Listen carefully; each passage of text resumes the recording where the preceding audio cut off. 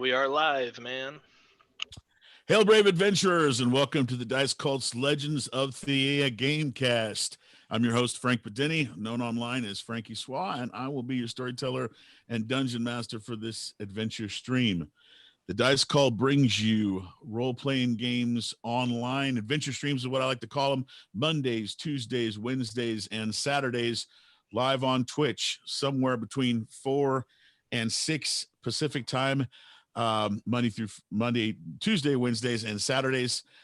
We have Dungeons and Dragons Monday through Wednesday, 5th edition flavor like tonight. And then on Saturday nights, we have a revolving door of Vampire the Masquerade and Call of Cthulhu. I was once in that church and cult. Call of Cthulhu and Vampire the Masquerade. Tonight, though, is Dungeons and Dragons. Like last night was Dungeons and Dragons, and tomorrow night will be Dungeons and Dragons here on the Dice Cult. If you need to catch up on some of the stories, go to YouTube and check out what we got going on. We have all the back sessions and stuff for all the shows. Our Wednesday night show is the longest running. It is called The Fertile Land of Neri, I believe. Neri, I'm always wanting to say it quickly just in case I don't say it right. But it's our longest running and a very popular show. Our Monday night show is has a little bit of Norse gods type stuff in it, and it's a lot of fun. And that's Monday nights, and that starts at 5 p.m. Pacific Standard Time. That's on the Backs of Gods.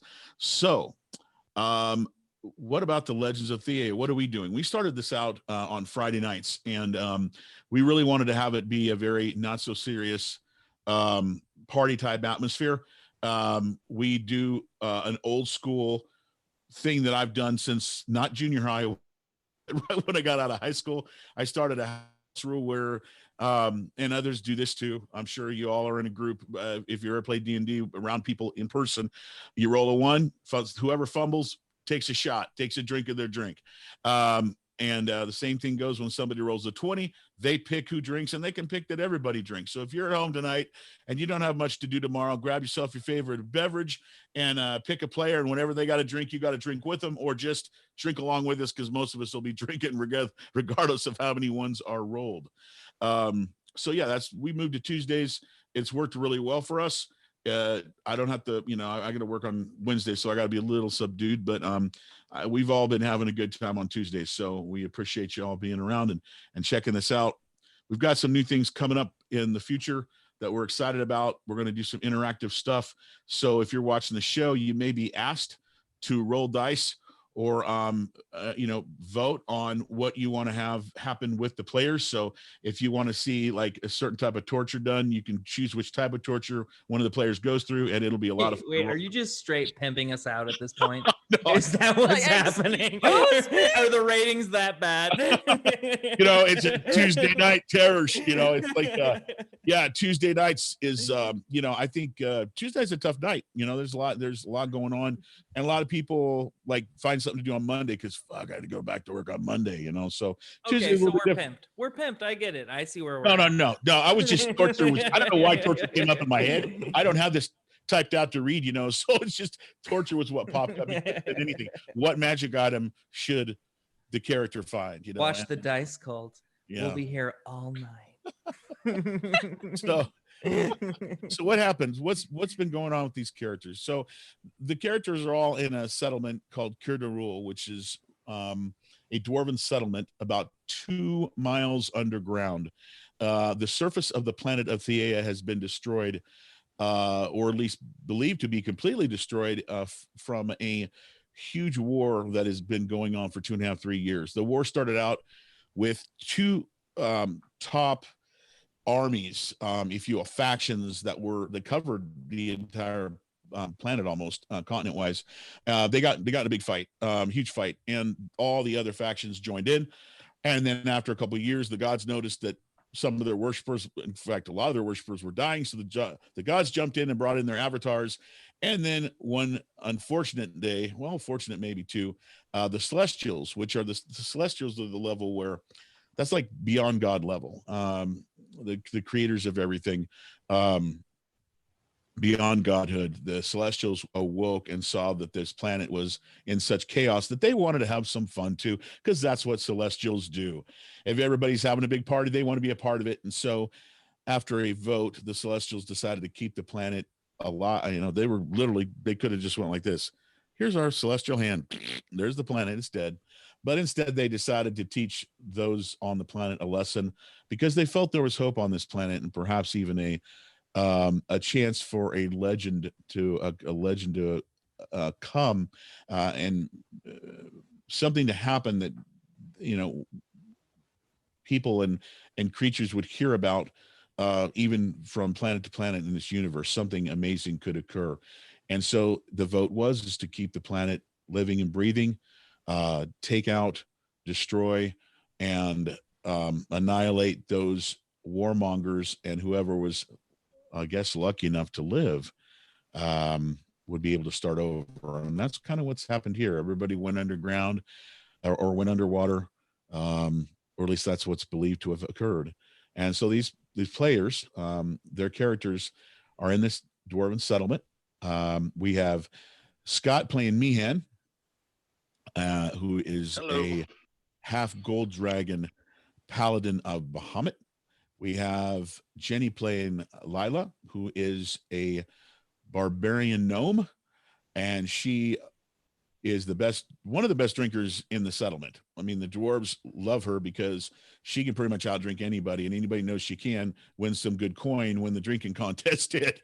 And lastly, we have David playing Little Grin, and Little Grin is a half-hill giant farmer slash monk. And yes, that is a sight to behold. Every time I think about it, I just have to go back myself and go, oh, a monk farmer, half hill giant. I love it. I don't know why it's so crazy. I feel like that's a normal profession for a normal guy, you know. Yeah, I know. I was brought up to where hill giants. Okay, so he's a hill giant. You got me there. Oh, I want to plant things. Maybe except I want to take this human and plant him in the ground like Motel Hell, that old scary movie where they grow people and cut their heads off and then eat it. So anyways, did I say I knew that movie? Jeez. Okay. Yeah, I love old horror. I tell you that. So last time we played, and the last couple times we played, you're all in the middle of I guess you would call it kind of a murder mystery. You were asked to go meet with a wizard named what's his name? Kish Kuman. Kish Kuman. I almost said Cure to Rule, the dwarven settlement. So thank you. So you went to go meet Kish Kuman because you had met a girl, or not met a girl, but saved a girl from inside the belly of a giant worm in one of the mines that you were cleaning out for the dwarves, actually doing some work for them, getting paid for it. A lot of fun. You got to his wizard's tower, if you will, underground. And by the time you got to the top of the tower where he would be living, you found him deceased with a note stating that he thought he had been poisoned. You did find a pin that looks a lot like a pin that one of your ex running mates, if you will, somebody that you'd done some adventuring with here in the area, sell, a pixie artificer. So it looks like something she had made for herself. You'd seen her use it several times when you were all fighting the insects in the that had invaded one of the mines.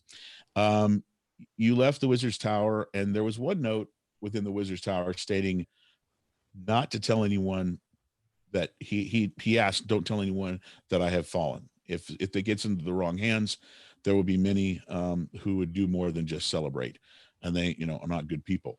So also in the wizard's tower, Meehan found a new friend, a small puppy, not so small puppy, pretty small, a shifty little sucker that you ended up naming what?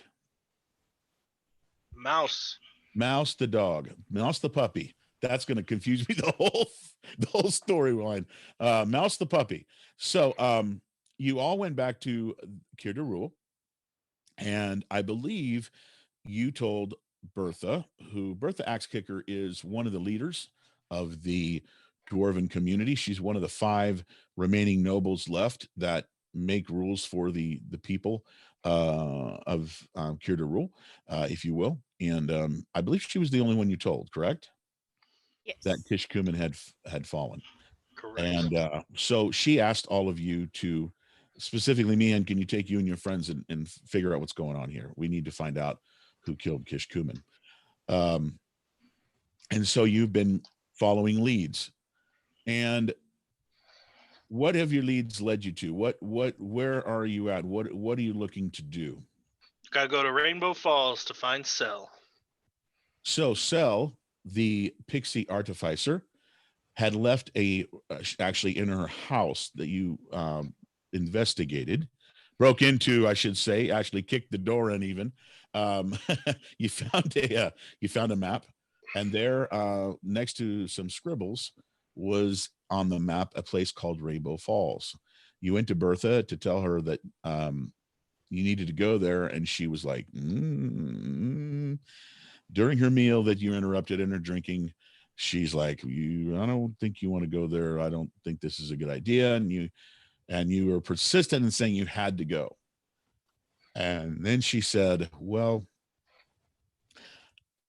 perhaps we can figure something out that'll be good for both of us, because I'd hate to have you leave and never come back. You're all too important to us now. So she invited you to eat and drink with her within the Nobles Tavern. And that's where we left off. Everybody was eating, drinking, and being merry together before this adventure, I guess, to go to this place called Rainbow Falls, looking for your old comrade Cell. So the question is, Lila, Meehan, are you having a drinking contest here at the Nobles Tavern? No. Oh. Oh, damn. I was hoping to see some dice roll. Okay. So, but that's probably better for you. Can't be hungover tomorrow. We got to leave bright and early. Okay. So they do offer you a place to crash for the night. The tavern does have rooms, quite a few of them, and it's the nicest building in town, literally, except for where the nobles, the seat where the nobles actually do their official business. So are you going to take up room here, or are you going to go back to your places where you normally crash? Yeah, I'll crash in the nicest place, as is my station. Okay. Okay. I feel like Lilgren would be a little timid about it at first, but I'm sure it wouldn't take very much persuading. Okay. Simply because he'd want to, he's kind of forming a bond with his friends here, so he would want to stick by him. Okay, that makes a lot of sense. So is there anything that any of you would like to do this evening? Anything at all you want to go do, or anything you want to do while you're here? Any discussions you want to have, or do you want to just move forward to the morning? I'm going to crash out, but I think somebody needs to read a book. Yes. Okay. So what's gonna happen is, like, after we eat, Lila's just gonna like chug whatever drink she's got and she's gonna like call it a night, and then like run up to her room, check the backpack and find the talking book and see if it's okay. Okay. So you get to your room, and this room is okay. So your background, and you've seen some very fine things in your life, even at a young age, being a noble gnome princess. And this is nothing close to that, but for Cure to Rule, Cure to Rule is very simple, underground settlement. This is an extraordinary room for that. You haven't seen anything close to this anywhere. There are fine, even some fine materials that's laying on the bed to sleep in. I mean, you're just for a moment, you're like, I kind of remember something like this in my very what seems long ago past. Some of those fine things in life. That clicks for a second. That's in this room. What are you gonna do? You're in the room. I'm gonna close the door and lock it. Okay. And I'm gonna rummage through my backpack for the book that I found in Kish Kumin's thing. Okay. I'll pull it out. It's a rather big, rather big book. It's not small. Do you remember what was on the book? Do you remember the thing that stuck out about the book? The eye? Yes. When you grab the book out of the backpack, there's like a kind of a hump that starts moving on the outside of the book, and then it kind of circles around, and then it opens, and this one eye is bloodshot and looking at you. Sorry. You hear, "Oh, it's not dark enough. Turn off all the lights. if you want to read me. Okay. I guess I'm gonna turn off any candles or lights. Yes, there are candles. There's actually a like this would be old school because you don't see this much in the settlement, but there's actually like a lantern type setup, believe it or not, in this on a table. Ooh. So you can turn that down. All right, so I will do that. How about now? Okay, you do so, and you take the book, and again the eye is, now that it's dark, you can see the eye gives like just a yellow, just about this much light above it. It kind of like raise up, the eyes yellow enough and bloodshot enough. It gives some light, just a little. You can feel that where the tough leather, and there are these like little, almost look like claws that come out in different sections of the book. And now that it's dark and you're holding on to it, you can almost feel like these claws are just slowly starting to kind of want to not maybe hurt you, but like they're getting so close next to your finger that it's almost starting to draw blood or pierce your skin. Ow. Yeah. Is Lila, the great barbarian, about to be murdered by a book? Oh man, I hope not. But can I try to open the book now? Yes. Good. As you move your left hand to open the book, one of the claws, if you will, it literally follows your finger. So it's like this: you're moving you're going to move this and open this claw stays there, and then you kind of push away and you open up the book, and when you do, this red light just comes straight up and lights all around you, and the whole room turns this blood red from the light from this book. Oh, GG, y'all, I'm about to die. And I'm going to assume you're going to look at the writing. Yep. Yes, Okay. I am. I need yeah, okay. When you're blood magic deep, you might as well go the extra. No. I want you to roll perception, please. Roll perception.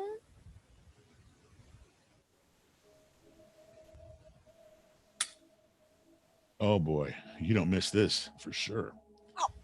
You see this. You're starting to look at the words in this book, the writing, if you will, and you notice that in front of you and to the side, at first you're like, I'm just seeing things, but your mind is so clear and you're thinking so much about this book that you literally see that there are shadows of many different shapes that look like there's these little, and some are not so little, shadows of demons and devils that are moving around the room against the wall. Perhaps it's just shadows from the book's edged corners and stuff, but it certainly looks like there are literally entities looking at you as you look at this book, or there in front of you. You look at the book, and as you start to read, you hear the words in your mind as if the book is reading to you. And the book reads to you that this is to be read in the dark, before and prior to any activities around the infernal, the demons, or devils. That this book was created by heroes that slayed, and actually the book is made of pieces and fragments of demons and devils and infernals. And that this book will guide you to be able to teach others how to fight and win these types of creatures. But it can only be read once. So you need to read it at the right time, for its uses will only last with you for so long.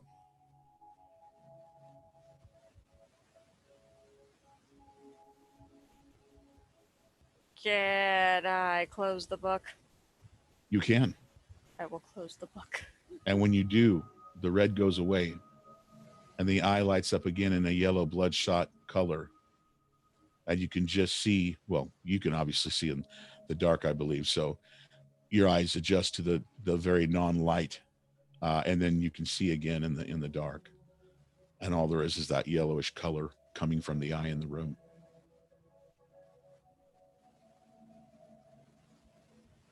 You and I are gonna be friends, but this is not the time. I'm gonna put the book away and go to sleep. Or try to go to sleep. And as you start to put it in the backpack, the book says, "Read me in the dark. Read me in the dark."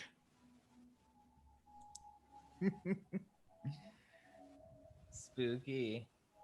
Not now, but I'll close it. Don't have nightmares, please. Right. It reminds me of the end of one of those oh god, what were those, like, Nickelodeon horror TV shows? Oh, the Are You Afraid of the Dark? Yeah. Oh yeah. Right. Yeah, no doubt. Yeah. No, that book's me in the dark. Yep. Might be better say that for a different time. Maybe. Goosebumps. Yep. Oh, there it is. Hey. Yeah. All right. So you're gonna put the light back on, Lila? Yep. Okay. What? Turn the Who light. sleeps with a nightlight? Turn a little bit. Barbarians. All barbarians sleep with nights. Everyone knows Yes. that. Right. Lila's afraid of the dark. Only They like after magic, encounters they with the don't like- shadows of demons. Yeah. So you turn the lantern up, and so you get to the Just a tad, just a little bit. Well, you got to. I mean, it's a nice room, right? You haven't seen a nice room like this for a She's while. conscientious of the other sleepers. She's a very polite barbarian. Anyone else want to do anything before the morning? Snooze time for me. Snooze? And same with you, Little Grin? Yeah, probably get up early, do a little meditating, some yoga, really stretch it out. Think So about you- my third eye. Little Grin, your room is this room is made for a dwarf, so it's you can fit in the room. It's very nice. Everything's very clean, and everything smells very, very clean in this room. Oh, I'm there like out of politeness. Like I don't care about I don't feel like he cares about the trappings. If anything, it's just like, oh, everyone's staying, so I guess I'll stay. Right. I'm just letting you know that, like, literally you go into the room and you try to lay on the bed and the bed doesn't fit you. So like you have to literally, like, you put either your head, the bed is like your pillow almost. I mean, it's like, Yeah, he just sleeps on the floor and Exactly. yeah. It's like, I'm doing this for everybody else because this place just don't fit my ass. Yeah. So I'm up early, stretching it out. Right. Sore back. Okay. I want to see, Lila, I want you to roll a Arcana check. Arcana check. Yeah. Okay. That's a 9. Okay. I just wanted to see if your mind would be like pondering all night about things that you had just seen or had said to you. But you actually crash fine. It's Meehan, and early morning for those who work the type of militaristic type stuff that you do and protection type stuff as being part of the City Watch. Are you going to, when you start moving around, are you going to go to the others and make sure they're awake, or are you just going to go down and wait for them to? I'm going for breakfast. Okay, cool. All right. So you get out. I'm assuming you're going to be the first one awake. Although Little Grin, as a farmer, definitely is easily up, if he may be already up as well. So are you going to go down and look for some food as well, Little Grin, or are you going to do your stretching and stuff? I feel well, that's what I meant. I feel like he'd be up early. He'd be like out before breakfast, doing Cool. stretches, like out in the public, and then he may come back for breakfast. Okay. So when it's early enough that when you go into this area, the common area in the Noble Tavern, it's dead. It's really dead. It's, you know, there's like one person there just preparing for later on in the day. Like the first guy up at the Motel 6, I'm grabbing cornflakes. so it's real dead. If you want to ask for something, they'll definitely give it to you though. So Yeah. okay, so they bring you some foods and some drink, and yeah, you take care of your business. Lila comes down, everybody comes down, everybody's doing their thing and preparing, and now you've refreshed, you're fed, and you're off on your next adventure. So you were told to meet Bertha in front of the house, the house, which is basically the dwarven chair, is what they call the dwarven seat, which is it's pretty close to where you're already at. It's to the east a bit. So you travel on over there, and really the only movement you see in the settlement is you see the timekeepers. Obviously, they don't ever. Somebody's always working on that stage where they keep time, and you see a few of the people that you work with, Meehan, as part of the city watch, and they're in fact surprised to see you coming up towards the house or the seat of the dwarven leadership.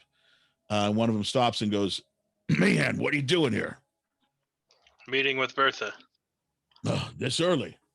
She requested it. 1 second. Just doing the job, you know? I'll be right back, buddy. You're good. And the dwarf goes scampering off. He comes back in a bit, and he comes back walking, and very stern, different than when he ran off. Comes back and goes, "Sir, that way." And he points around this. He basically points to the side of the house seat, if you will. So to the left of the building, looking at the building straight ahead. Off we go. All right. You take a quick walk around the side of the building. The building is really well made. It's a lot like the tavern, the Noble's Tavern. This is an area that's got a lot of beautiful dwarven architecture, where within the settlement area, if you will, like the dwarven commons and stuff, and the foreign quarters, it's very simple. It was like made quickly because the war was going on and everything. But this area here looks like there was some time taken to build this stuff. So it's very nice.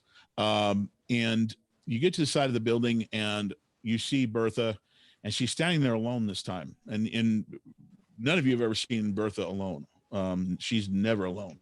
She's got her axe, and she's wearing what she normally wears out, which is robes with more than likely some form of friendly fitting armor, if you will, not, plate mail, something like that. But she looks like she's wearing her usual move around the town outfit, if you will, even this early in the morning. And she's up against the wall of the building. She smiles and nods at all of you as you get closer. Morning.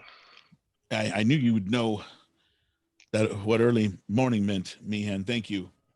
I didn't want to set you all off with a lot of eyes. There's not a lot going on around here, really. Although there is a lot going on, I'd hate to have the word out that, well, I'm so concerned, but I'm still excited for all of you to take your adventure to Rainbow Falls.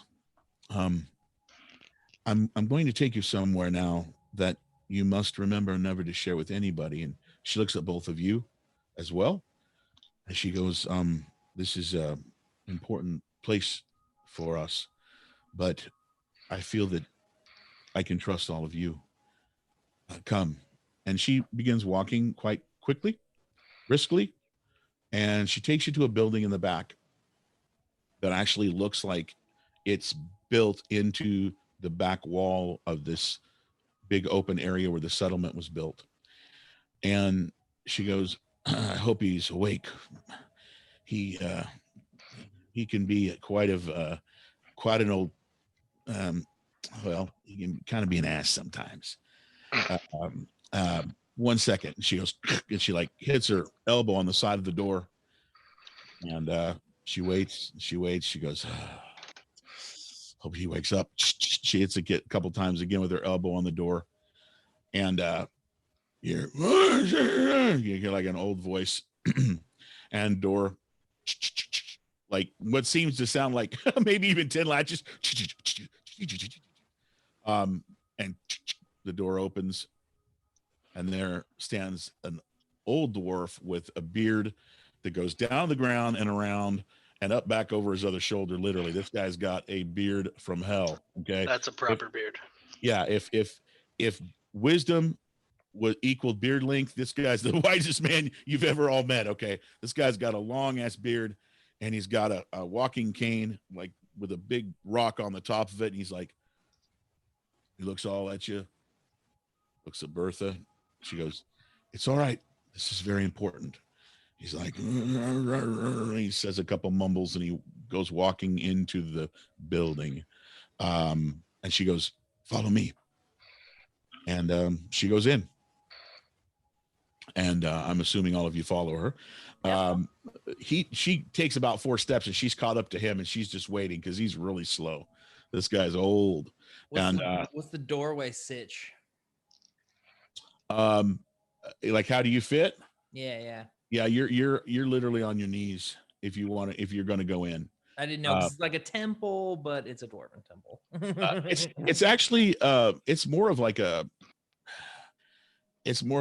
almost like a storage house or something. It looks more like that. It's not this does not look like a temple from the outside. Oh, this looks like really, is it, and just because I'm having to get on my hands and knees and get really close to it, does it look like really like maybe old architecture? It looks that I don't know anything about that.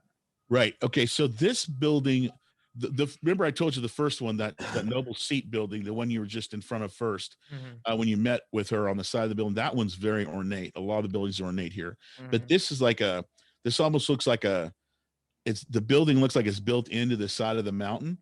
And it just looks like a square, but it has a decent sized door, but it's decent for a dwarf. So for you, it's definitely not, you're taller than the tallness of the door. So you're going to have to crouch really low to fit in, or if you want to, you can be on your knees. It's going to be your call. Sure. But, I guess my question was, I was just curious because you were saying it's dug into the side of the mountain here. Right. Is this kind of like one of the original dwarven structures, or would I know that, or am I just kind of you wouldn't be able to tell that. Okay, you wouldn't be able to tell. You could ask for sure, but looking at it, it doesn't look as nice as the place you were just in front of, or the tavern. But you can't tell if it's at least right now from being outside of it and just going in, whether or not it's older or not. All right, I was just trying to get a picture in my head. I'm not going to ask. Okay, cool. So, okay, cool. Yeah. Just imagine it looks like just a long corridor. There's no doors on either side. It's just a long corridor right now that's just stone all around. Cool. He needed the extra information so he can get into character. I understand. I was just asking some questions. You're going down a stone corridor with a very old dwarf in the lead that takes steps like this. And all of you are in a real big hurry to get out of town before all the dwarves wake up so they can go, look, they're all leaving. Shit, where'd they go this time? Like it happened last time you all went somewhere. Did any of you guys see Monsters University? Like that. Yeah, the guy that was late. We were like in a library, the second was like that. We are all Sully. Yes, we are all Sully. Where everyone's like going real slow, just like. So it seems to take a lot longer than it does, just because you're all getting wound up for this trip. It doesn't actually take that long, but you get to the end of the corridor and it opens into a wide room. And this area here, little grin, you can actually stand up. So for what the question you were asking me, the one thing about this building is it was a building that was created with a long corridor into the mountainside. And once you're in and you get into the actual mountain now. You're in the mountain now. There's a lot of room. Oh, okay. And there is some architecture here that makes you think that this portion that you're in now at one point was used a long time ago, because you see some architecture that looks old and dusty and like ancient. It looks old. Okay. So this part is, because we're getting closer to the dwarven center, it feels like. So. No, absolutely. No, and so they built something in front of the old entrance into here, more than likely. Okay. Why they did, who knows? Maybe there was a cave in. That makes sense, because there's a lot of shaking. Like I said, you can ask and they'll tell you, but more than likely. But no. It's better to just stab in the dark and wildly guess and assume that you're correct. Okay, so the old nailed it. the old dwarf with the very, very, very long beard stands there with his cane just shaking a little bit, looks over at Bertha, and she goes, well, okay, this is what remains of the dwarven treasures that we have, well, let's just say that we have created or acquired. The good things were destroyed in the war, but there are some things that for you will be, I'm sure, quite handy on your adventure. Please,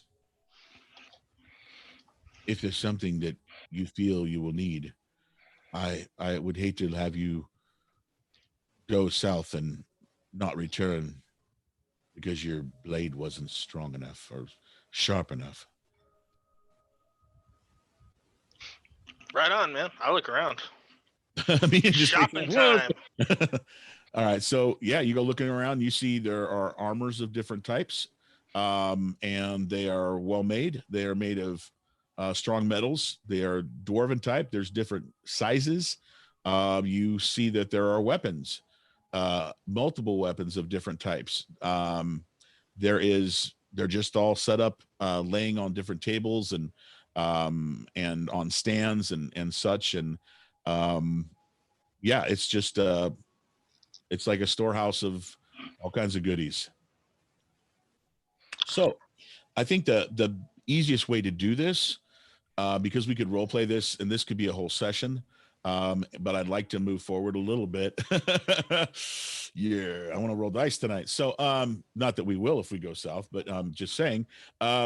So I think the best way to do this is anything like you could, for example, if your character right now is using a battle axe, I'm sure you could find a battle axe +1 if you want to do that. If that's something that you feel you need, obviously it was not a bad thing. That helps you. And you'd definitely be able to find anything of a +1 nature, weapon-wise or armor-wise, you're going to be able to find here. As if it's metal made, definitely. We can roll some dice to see if there's something there that's like you should be able to find some leather armor also that would be of a +1. Weapons, no problem. Let me know what you're thinking. I think I'm the only one who wears armor, right? Barbarian and monk are naked. Well, basically, that is the way that works. I'm just saying that's what they have here as weapons and armor. They have all types of armor. They don't have cloth armor, but they will have leather. So do we just get one thing, or can we suit up? They said you can grab whatever you need. So plate, armor, shield, warhammer. Yeah, you can grab all those things if you want. All +1. You got a shopping list. Yeah. They're a +1. They're +1 because of the quality of their make and the material that's being used. They're not magically enhanced though. Okay. Okay. So what I mean by that is like if you're fighting a creature that has to be hit by a magical weapon, that doesn't work.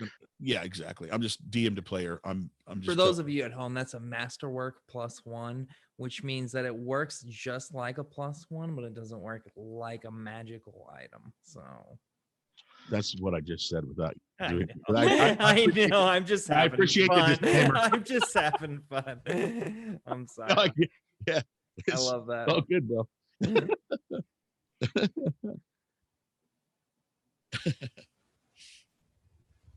Battle Okay. axe, battle axe, battle axe, battle axe. Yeah, Yes. Oh, hell yes. In fact, you're going to find one that's going to fit you perfectly. I have no doubt about that. You find there are battle axes. In fact, you know what? Let's roll a dice real quick, because within the time that these items were acquired, there might just be something that let's see. I'm going to roll on this one because I just want to see one little thing. High or low's good. High is good. All right, that's a good roll. Okay, so you do find. I was just rolling to see if there was anything actually that had some carvings in it. Almost, but I didn't roll that good, unfortunately. But yeah, there is a battle axe. There's several battle axes that'll fit you well, and both of them were created with the preciseness to give you that edge in hitting and damage. So you can go ahead and make sure that your character on your character sheet, make sure you add +1 to your items so that it goes into rolls and stuff, please, while we're doing this. Little Grin, Will do. I do know that you throw things like rocks. They do have, although this is not what they were intended for, but you know, they do have some metal balls that would be used like almost like a cannon or a larger arquebus type thing. I don't know if you would like to grab some of those so you have Nah, throw. I don't think weapons really make sense for a peaceful guy. I feel like more utility type stuff. Do they have shoes? I'd be super into some new shoes. My old thongs are falling apart. I could use some new shoes. They do have boots. They have several, and not all the boots are metal. They do have some boots that are more of like, you know, walking or adventuring boots. That'd be awesome. I could totally do with a pair of those. Excellent. I love monks wearing their gi and wearing a set of Doc Martens. That's awesome, bro. yeah. That's the new fashion trend in those big rule. clonker sandals from the 90s. I hear you. Perfect. Perfect. Yeah, you find those. So make sure you put them on your character. All right. Do they do anything fun? Or are they just fancy shoes? Those shoes. Second.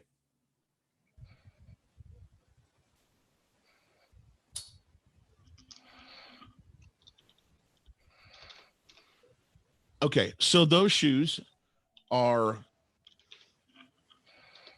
give you you do not do disadvantage when you are climbing. Like even if and this is something the old guy will tell you when you pull them out, he goes, you know, this is interesting that you would pick that, the old man says. But those boots are known to allow you to climb, whether it's wet or snowy. You don't get a disadvantage of climbing. Cool. Does that make sense?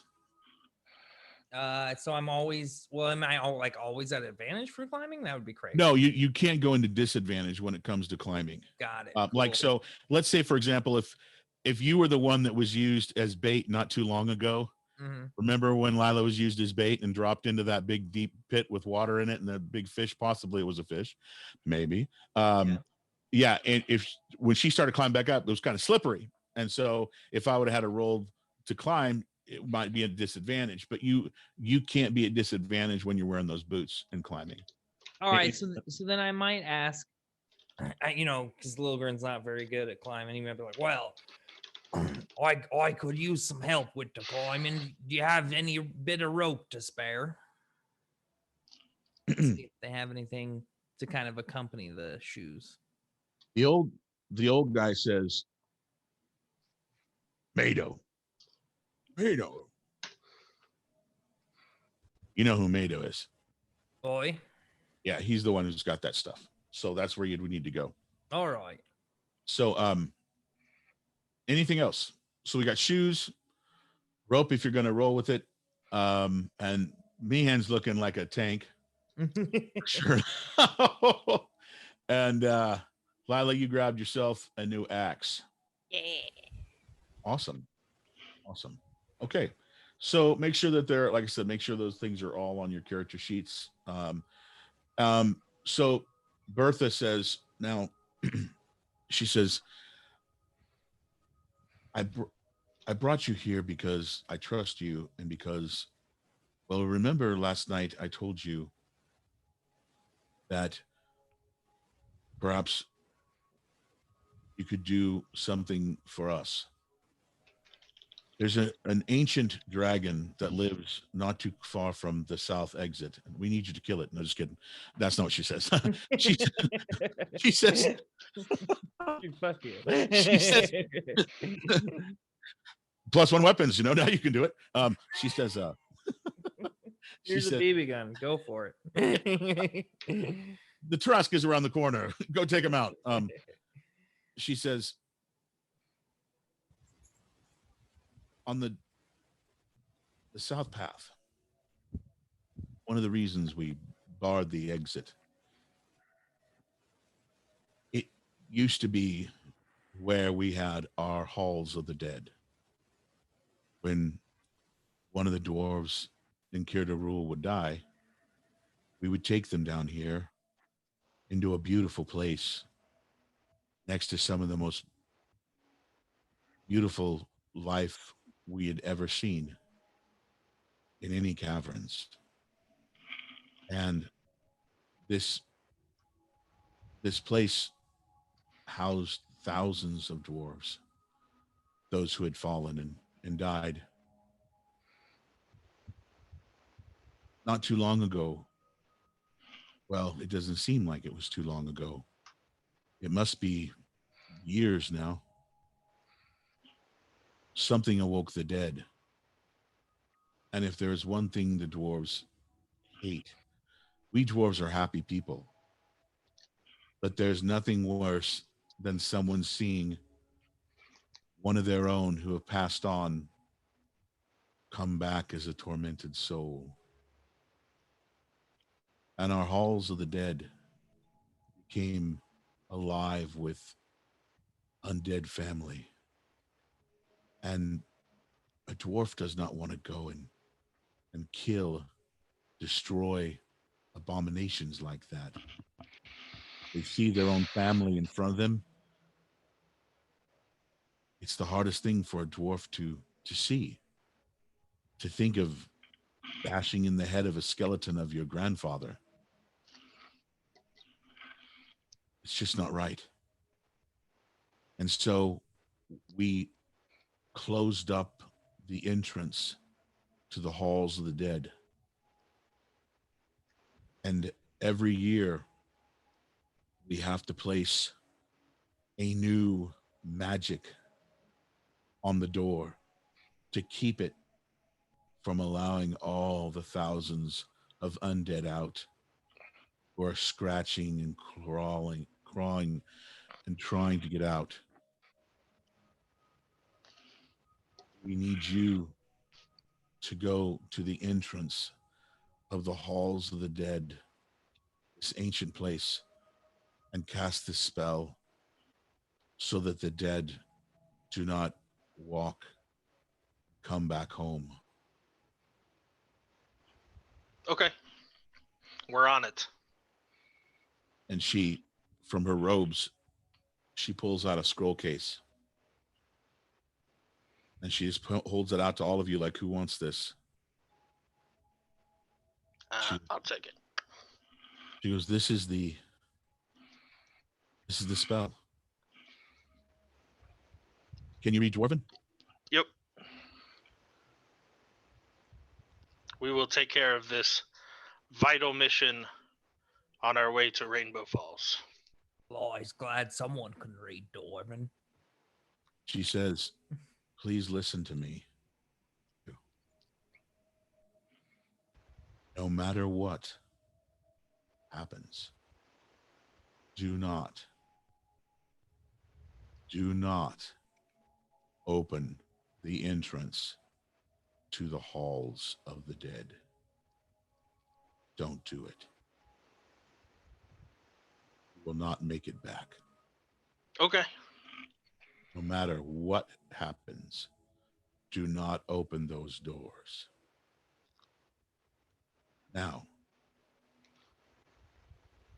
the place where you're headed, Rainbow Falls, it was once the most beautiful oasis in the Oglethorpe Mountains, which is where we live now. But times have changed it, and perhaps that's why the dead walk still within the tombs of the Hall of the Dead. Be careful and let me know what it's like there now. Again, we have gated this area off because, to our knowledge, at last we were there, there is nothing but bad.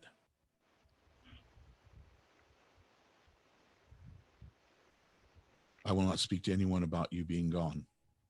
If anyone comes to me that's your friend, I will say I not know. I know nothing. Fair enough. If Cell comes back, we need to question her.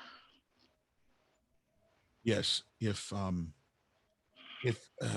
Cell is found, if she comes back, yes, I'll let her know that her friends are looking for her. Thank you. And good luck, all of you. We do all love you. Aw. Well, that's my fine, oh yeah. We'll cast the spell.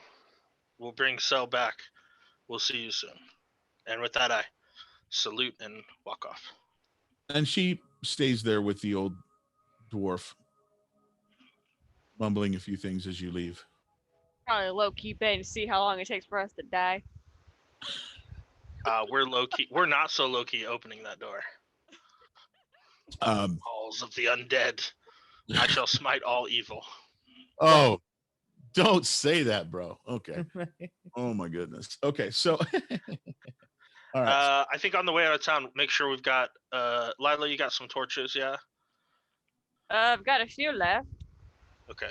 I think Okay, I'll so have sorry to interrupt, but you leave that building, and as you do, you get about maybe 5 or 6 steps. You start asking questions, and just as I interrupted you, Lila interrupts and goes, and she comes. She's not running, but she's just like doing a quick little skip, and she gets over and she goes, "So sorry, it's just I still can't believe you all want to go that way. I need to show you the way." Who caught up with us? Yeah, who caught up? Bertha, Axe Kicker. Oh, I thought you said Lila. You said Lila, and I was like, wait a minute, like no one told me I had lines. See, I didn't. This is how you roll a fucking 1. That was a 1. Okay, 1 second. You just start playing somebody else's character. What kind of? All right. Sorry. I was about to get on the Discord. I'm like, was I supposed to say something now? That was way lame. Sorry. No, you're fine, dude. No, Bertha comes skipping over there and goes, "Oops, sorry," and she tells you that you don't know where you're going. She's got to show you where to go. So. Oh, fair enough. Fair enough. Yep. So, that makes sense. Bro, I've never been to this city before. Right.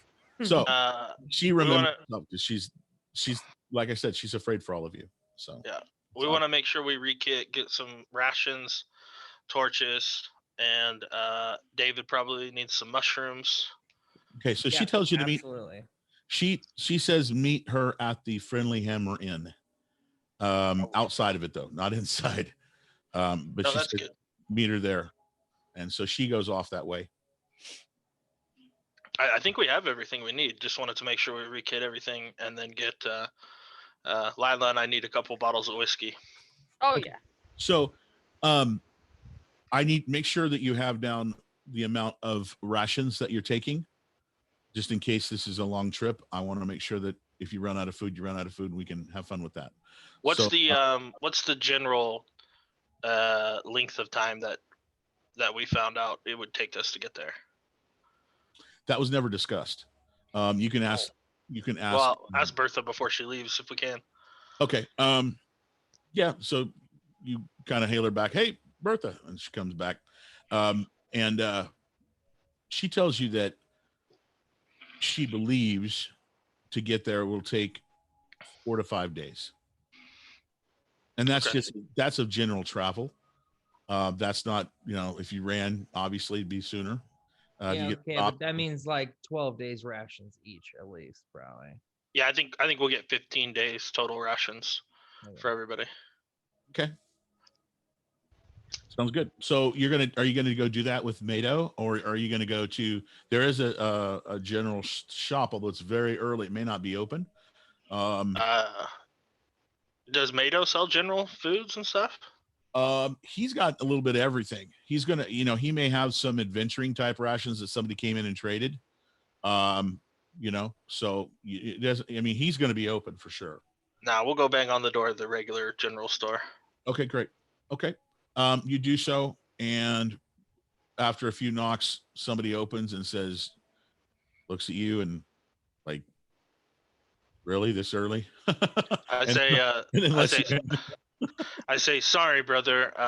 We have to take a patrol out of a few days away from the camp, or from the city. So we wanted to make sure we got enough rations, and we had to leave early. I apologize for waking you up, and I'll pay you a little extra. Oh, well, I'll have to do that. No, well, it's okay. We appreciate all that you've been doing, and I know who you are. Haha. And you get whatever you need at normal costs. Okay. Yeah, so we take our ropes. Make sure we got our 150 feet of rope we usually have, 10 torches, 15 days rations for everybody, and a little bit of booze, and we're on our way. He doesn't have the booze. He tells you the best source of booze is going to be to go to one of the inns and have them set you up a to-go cup. If you local dwarven liquor laws. Yeah, we'll fill up at the Friendly Hammer. Right. Oh, he's heard of you. You don't think he hasn't heard of? He's probably put money on your drinking competitions you've had. You think if he's got whiskey there, it's gonna be an embarrassment to offer it to you. I don't even want to say some whiskey names as equals because I don't want to tarnish the name of any whiskeys just in case any of you like them. But here's the good stuff, like what they have there, and he's not going to offer you this because he knows who you all are. Okay, so you head back to the Friendly Hammer Inn and Gambling Hall, and sure enough, Bertha's there. She's hanging out against the side of the building. And I say 2 seconds. Just need to pick up a few final rations, and run into the inn real fast to grab some whiskey. Okay. And when she gets in there, you all get in there, and she actually follows you in, and you make your order, and then she goes, "One for the road?" Fair. I'm buying. Yep. Okay. Yes. You big fella? She says. Yes. To Bahamut and safe travels. Nothing for me, sweet blessed you. Thanks kindly, though. All right. So those of you who drink, take a shot with her of whiskey, dwarven whiskey. Yes. Good idea. All right. Oh, that was refreshing, she says. Follow me. It's not too far. Oh, I haven't been here for so long, she says. And go ahead. Oh, yeah. We just follow her. Okay, good. Excellent. You go down past the mines that you've cleared out. And I'll go ahead and put that image up. Is it down the same area? It is. 1 second. Let me see if I have it up right now. Okay, there's the Friendly Hammer Inn. I'll pull it up. So this picture always takes a second to load on my computer. I don't know if all of you see it, but if you see in this image, you see where there's like a walkway that goes over to the one mine that you all cleaned out. Yeah, David, where your pointer is. Cool. And if you continue down the path past that opening, it goes around a corner. Yep, just like where you're going there. And it goes down at least probably a quarter mile following this set of mountains and caverns, the internal portion of it, I should say, because it's like the side of a cavern. It goes down quite a ways. And there's a bit of a slope. And then there's literally like stairs that have been built that go down at least, I mean, it ascends down quite a bit. And it gets into an area that looks different than anything, with the exception of like the nobles area and stuff. You have not seen anything with this kind of architecture in Kirda Rule. And Bertha says, this used to be, past here were mines. That's where we found this beautiful area where we decided to, well, to lay to rest those of our families who had fallen. So this is a sacred place, this area that you're going to with the Rainbow Falls. Well, suppose that's why it's so dangerous too. I've been mighty bit confused about all that. Did you say that Rainbow Falls is where you bury the dead? No, near it though, near it. All right, well, that makes more sense. Nowhere with such a nice name as Rainbow Falls could be in any more than just a friendly afternoon picnic, right? Well, as I stated, the area changed. Something happened years ago, and it just changed. And who knows what it's like now. If it was bad before, it's got to be twice as bad now. But you wouldn't name a place Rainbow Falls if it were a bad place. Oh no. I told you at one point it was the most beautiful place underground here in the Ogothur Mountains. All these mountains, when you're outside of here on the surface, all these mountains are the Ogothur Mountains. And underground, the Rainbow Falls, absolutely the most beautiful place. There were waters that would come from different holes in the caverns from all different areas of different colors, all into one huge pool of water. Beautiful, beautiful place. It became ugly, very ugly. And that's when our families became the undead and began to come back home in the worst of conditions. And we had to shut the doors. Now we have a new place to rest our families that pass on and our heroes and our friends. Near the settlement, the old place had to be. And you can see it's getting just, you can see as she's talking about this, as you're walking down these stairs in this different area that you've never even, wasn't even aware of. You can see it's getting to her, and maybe she saw some dead family herself, and so that's the one you've never seen. You've never heard of dwarves being upset about much that in here in Kirda Rule, and she just gave you what upsets them is that the undead family is just, that's not happening Gotcha. in this civilization or in this group of people. Not happening. It's the worst thing. And she gets to the bottom step. You all do. And you can see in front of you that there's traditional dwarven gate structure, which is literally what looks to be two dwarves with weapons standing there with a metal gate. And you actually see two dwarves standing on either side of the gate in full, like, I will say battle gear, like they're protecting this area. And you can see, Meehan, you notice to the side easily that there's an actual like little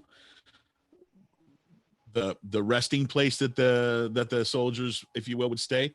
There's like a little dwelling. Guardhouse. Yeah, perfect, man. I don't know why I couldn't say that, but there's the guardhouse there to the side, and they're just standing there, and they see Bertha, and they even get tighter in attention. Like, boom, they were already looking like they were ready to kick ass on anything that would show up, and now they've even gotten more attention. And she says, they will let you in. She says, they're not always going to be here. So she thinks about it. She goes, today is the 27th of understanding. It's Sam's Day.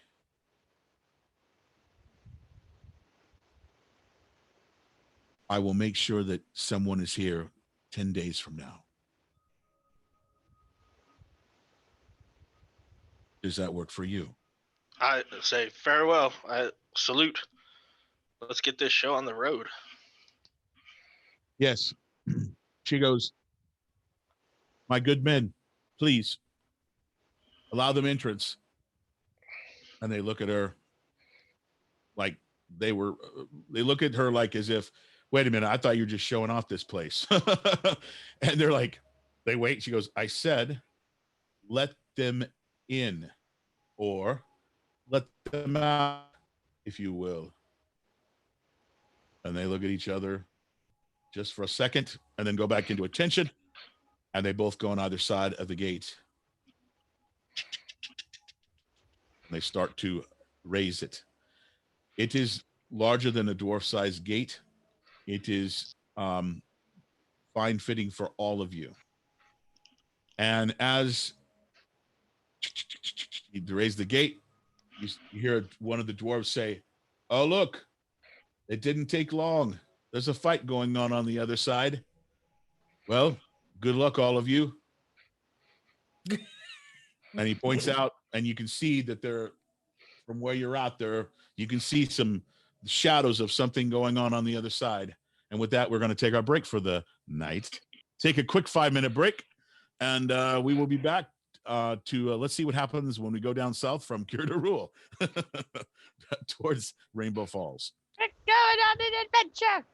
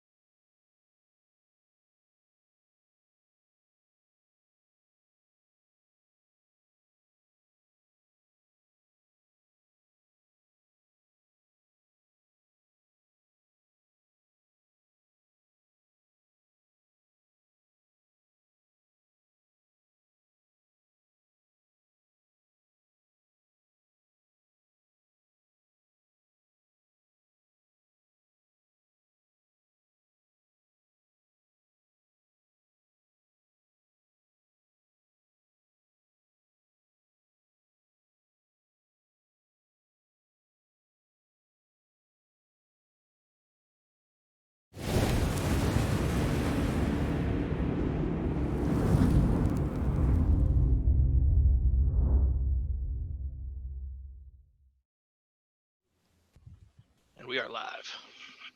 Welcome back to the Legends of the AI Adventure stream. We just took a little quick break, and thank you for checking this out live on Twitch or at YouTube on our on-demand area. The group is just standing on the outside, and sounds like is barking, but it's Mouse. He's getting excited. Mouse does maybe Mouse is the smartest one of everyone. He's saying, danger, Will Robinson, don't go that way. But the dwarves open up the gate that leads to the south exit of Cure de Rule, and one of the dwarves says, oh, look, there's already a fight going on out there. Good luck, everyone. And he kind of chuckles a bit, and you're all standing at the probably 15 to 20 feet away from this exit. I charge forward. Charge forward. Excellent. Do the rest of you charge along with him? Yes, because we're going on an adventure. Okay. Yes. All I pull right. out my new sandals and I hurry along. Well, all right. I think we'll go to another screen then. We'll go to another scene. And as soon as you land or get across this gate, it shuts loudly behind you. It literally is like clack, clack, clack, clack, bam. I mean, it's very loud, grabs all of your attentions. And the first thing you notice is that immediately this area has a different sense of smell. It smells different. There is a rolling fog, if you will, or mist in this area. And you can see in the mist ahead of you that there are figures that look to be fighting or doing something. You can't tell what they are from where you're at. You can hear noises. And as you go forward, you see a giant spider that's fighting a giant, almost looks like a long worm with many legs. And they're in the middle of battle.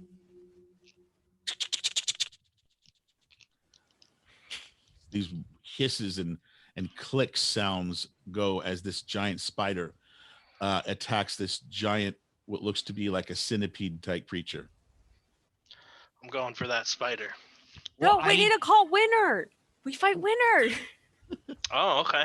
So Meehan, you go, I'm going to take out this spider. Lila holds you back, goes, wait. Lilgren just looks perplexed and goes, how nature do that? If that's the case, I turn to Lila and I go, 1 gold on the spider. Yeah, I'll take that.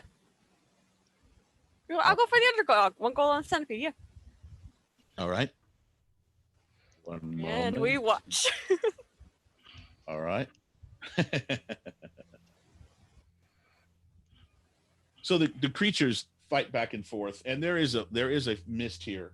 So this makes the situation just all that more strange as this fight goes on. But to be honest with you, as you watch, you know that it's only a matter of time before this giant spider wins. The spider is much bigger. It's got a much better sense of attack. You see that this, I'll call it a centipede, a giant centipede, is just not up to task. This spider's much craftier and much more suited it at I'll look back at my friends. Oh, that poor centipedes. I be getting hurts. They be playing too rough out there. And as you say this, you see that the spider, the centipede kind of gets up on its back and tries to lunge its face at one of the spider's claws, if you will, in the front, its legs. And the spider moves its leg and just lunges forward and bites right into the side of the centipede, rolling a 20, and just ripping the side of the centipede obviously has like a protective shell over part of it, and it just rips that out, and you can see ooze and guts fall from the side of the centipede, and the centipede goes lifeless. Lila just hangs her head. It's just like, take it.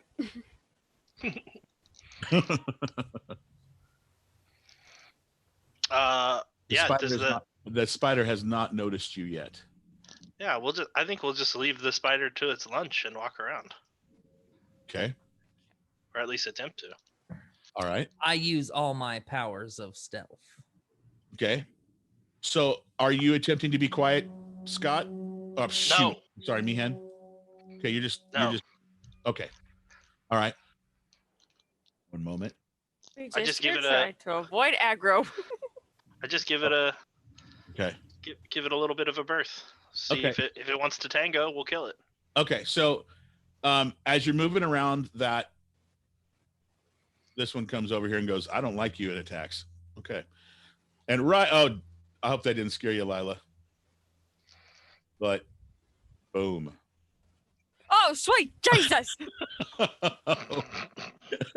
was like, wait, what do you mean what scares me? No, okay. All right. It's now time to roll initiative. Let's do it, son. All right. I'm going to put all these into initiative. And we're going to go over here to the boom shakalaka over here. Right, time to kill some air god motherfucker. Whoa! Watch out. I heard that. She cusses like a sailor, I'm telling you. No doubt. She drinks like one and that. Okay, so I'm going to roll everybody real quick for initiative. And we got... Anybody roll a 20? Oh, I see somebody rolled a 1. Who rolled the 1? Little Grin? Little Grin, drink. I think that was Little Grin. Yep. Okay. Yeah, was that me? Was that totally me? Oh, I think I rolled the 20. Did you? Sweet. Oh, yeah, I'm top of the initiative. Hello. Awesome. Awesome. Okay, so it's going to be first round of combat. Spiders versus good guys. We're going to start combat right now. Lila, it is your turn. You got a spider right on you. I mean, this thing just literally fell right down next to all of yous. And you were looking the other way where the other spider was. I'm going to hit it with my new battle axe. Do it. Ooh. Or not. That's cool too, I guess. What did you roll? Well, it rolled it, but it's not saying it on the chat. Yeah, I noticed that. Well, no, that's where it showed that you rolled, but it didn't show your number. It says to attack now. That's weird. Okay. That's still not showing. Boy, something's not working right. That's not good. We need to be able to. Did you push the attack button on here? Yeah. On the chat thing? Yeah. Okay. Well, heck, it didn't show it. That's weird. I did see your dice roll, but you're right. I don't see anything coming up. We're gonna have to fix that at some point. Okay, but it didn't show your bonuses either, and that's gonna be a pain in the freaking. Lila, which did you roll off of? Did you roll off of your character sheet or did you do D&D Beyond? I rolled up here on the game. Yeah, but off your character sheet or off of the scroll bar? The little scroll bar here on the side. Try off your character sheet and highlight your character when you do it. Maybe. Did you target the spider? Yeah.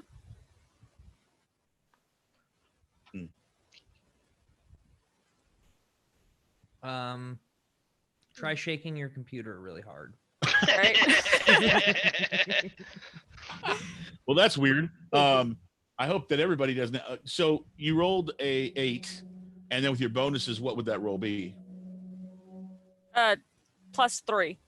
Okay, so that's 11. So you rolled 11 total. That's with your strength bonuses and everything. Okay, so you missed. Okay. So you can do a bonus action if you want, or whatever else you took an action and swung and missed. Are you going to take a bonus action? No. What's your strength, Lila? It's a 15, so it's a +2. So your plus to hit is +5. You get 3 strength, 2 proficiency bonus, and +1 for your 2 strength, 2 proficiency bonus, and +1 for the weapon. So you got +7. I thought that +3 was low. I mean, I know that you had a strength plus or weapon bonus, right? Yeah. So, and proficiency bonus. Okay. Oh yeah, why didn't it automatically do my proficiency? That's weird. We got to check that out. The server hasn't done that before. It's got to be because we're using the newest version of Foundry, and some of the things aren't set up properly, unfortunately. So we're going to go ahead and move on, though.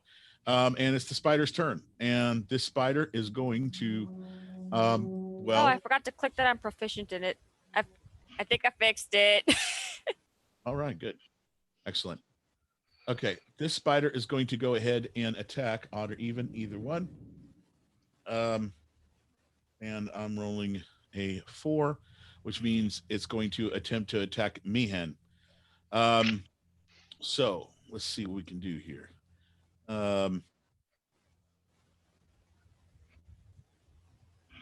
Okay, so I'm not looking and seeing the things that I'm expecting to see on here either now. This is great. Awesome. Okay, so the creature attempts to bite at you, Meehan, and it looks like it combination rolls a 14. Does that hit you? Nope. Well, you suck. Okay. Or actually, it sucks. Sorry. It bites at you, and you can see when it bites at you, the spider's its mouth. It's got these fangs, and these fangs have this ooze dripping off of it that looks green in color. That is nasty smelling. I mean, this spider's got really, really, really bad breath, and it misses you badly. Okay. And with that, it ends its turn, and the other spider, who you walked past, hears that there's a scuffle going on and says, well, if my friend is doing this, so am I. And it turns around and it comes towards all of you to attack as well. And I'm going to move this around because I've learned how to do it, and so I'm happy about that. Yay. We'll go like that. Like that. So it flips around, and it's going to attack. Oh, it's going to go attack a Lila because Lila loves spiders. It's going to try to bite you, Lila. Okay. Sorry to say. Bite. And it rolls a 16. Does that hit you? Yep. Uh-oh. Yep, that hits. All right. Okay, so you take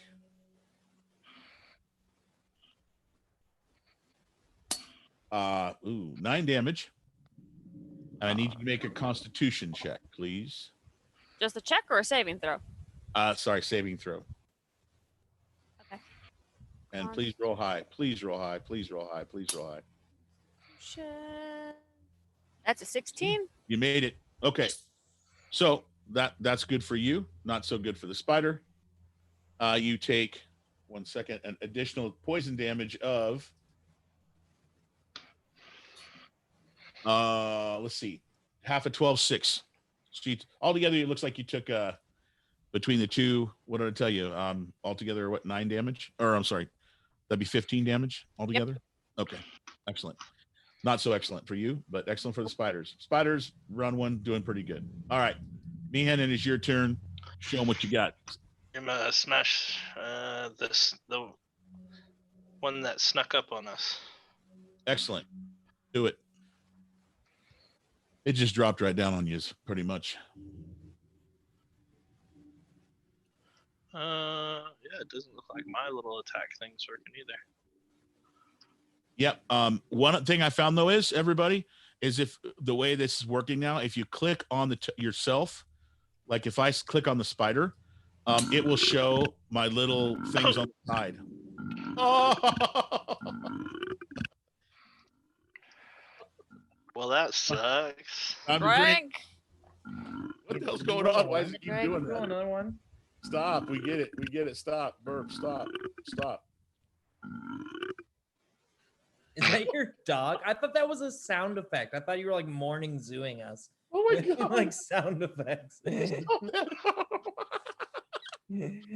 only wanted to that do is a sound effect. That's when you roll a 1, it burps, you know. Oh, okay. It was doing that. It was just a lot of sound effect. We just updated Foundry. So here's my shot.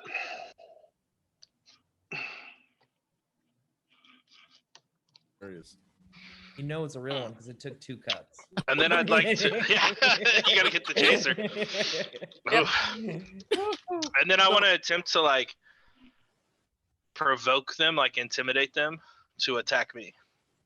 Nice. Okay, so as your bonus, you're gonna intimidate and try to. Okay. I rolled a 2. Okay. An 8 so total. go. You all suck, blah, blah, blah, spiders. Blah. You just try to like, come on, show me what you got, and they're like, ignore. They're just like as if they don't understand you, which they probably don't.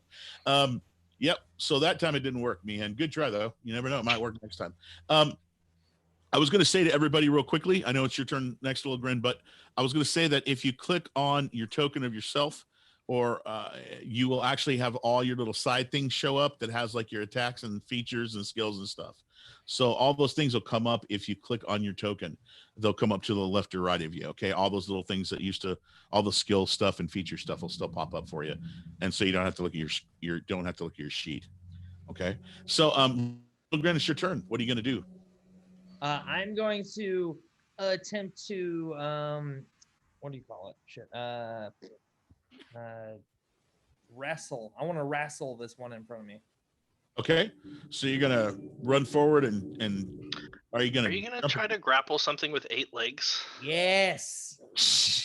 Lil Grin whispers to himself, 8 legs, it doesn't matter, you know. It's fucking he is the legs. So are you walking up to it and grabbing it, or are you going to rush it and grab it, like tackle it, or what are you gonna do? Whatever the equivalent of a belly flop is by jumping over the top of the spider and coming. Okay, so you're gonna do. Okay, so you're gonna run and do a dive bomb on it as a belly flop. Okay. Everyone knows wasps kill spiders, and they do it from above. Look at his name is John Cena. Well, you know, you are. If you look, you're on. There is like a little higher structure there next to you. You might be able to jump on that and then jump off of it onto the spider with a belly flop. That might. Can I also cry? Can you smell what Lil Grin's cooking tonight? You know what?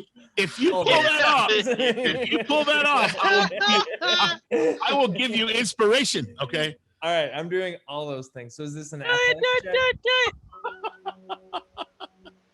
Okay, so your movement is you're going to climb up to the top of this thing. Climb. I'm going to parkour up it first of all. So it's actually not that tall. It was made by the dwarves, so you can get up there. It is older though. I might need to roll a quick saving throw for it to see if it doesn't bust on you. That would be fair. Let me roll real quick. Okay, it's sturdy enough.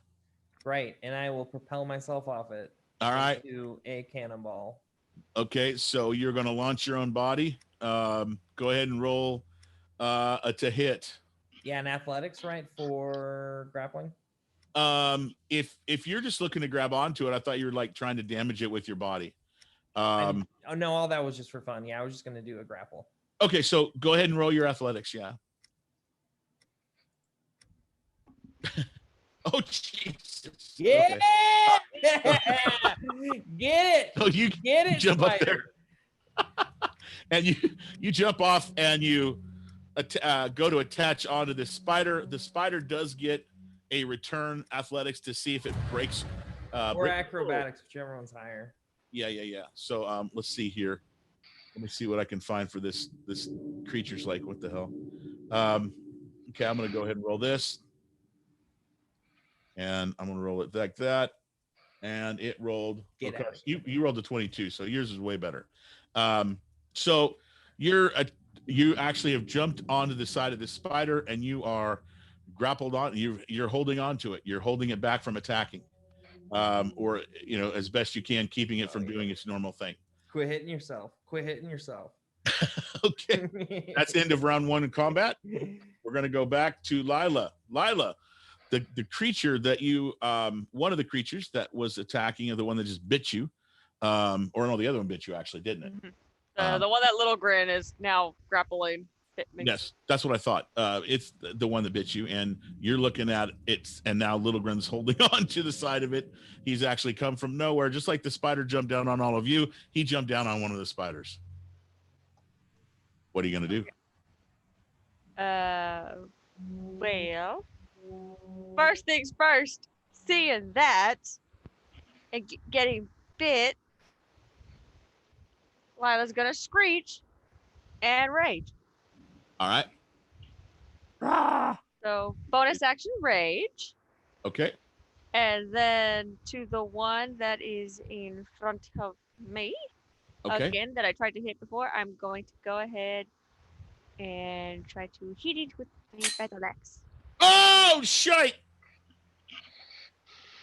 And everybody. Oh, nice. Wait, I didn't see it. It doesn't say on my screen. Was that a 20 or a 1? It was a natural 20. Oh, nice. Natural 20. I saw it. Hey, Meehan, how did you get all your roll to be regular? Where did you roll from? The sheet. Okay. So, Lila, if you go to your inventory where your weapon is, and there. If you click on the name, it'll bring up a deal that says attack. Okay, we'll do it from there then. Drag the attack down to the little bar, and it'll work now. Drag the attack down to the what little bar? Your little tool bar down at the bottom that you were rolling from earlier. That little thing says 1, 2, 3, 4, 5, 6, 7, 8, right? That area? Yeah. Yeah, just drag the attack thing down there, and it should work. I'm not 100% sure, but we're gonna try it this time. So, but yeah, It only worked if I rolled from the sheet. Okay. Whose turn is it? Oh, all right. I need to do. How to do our damage? Right.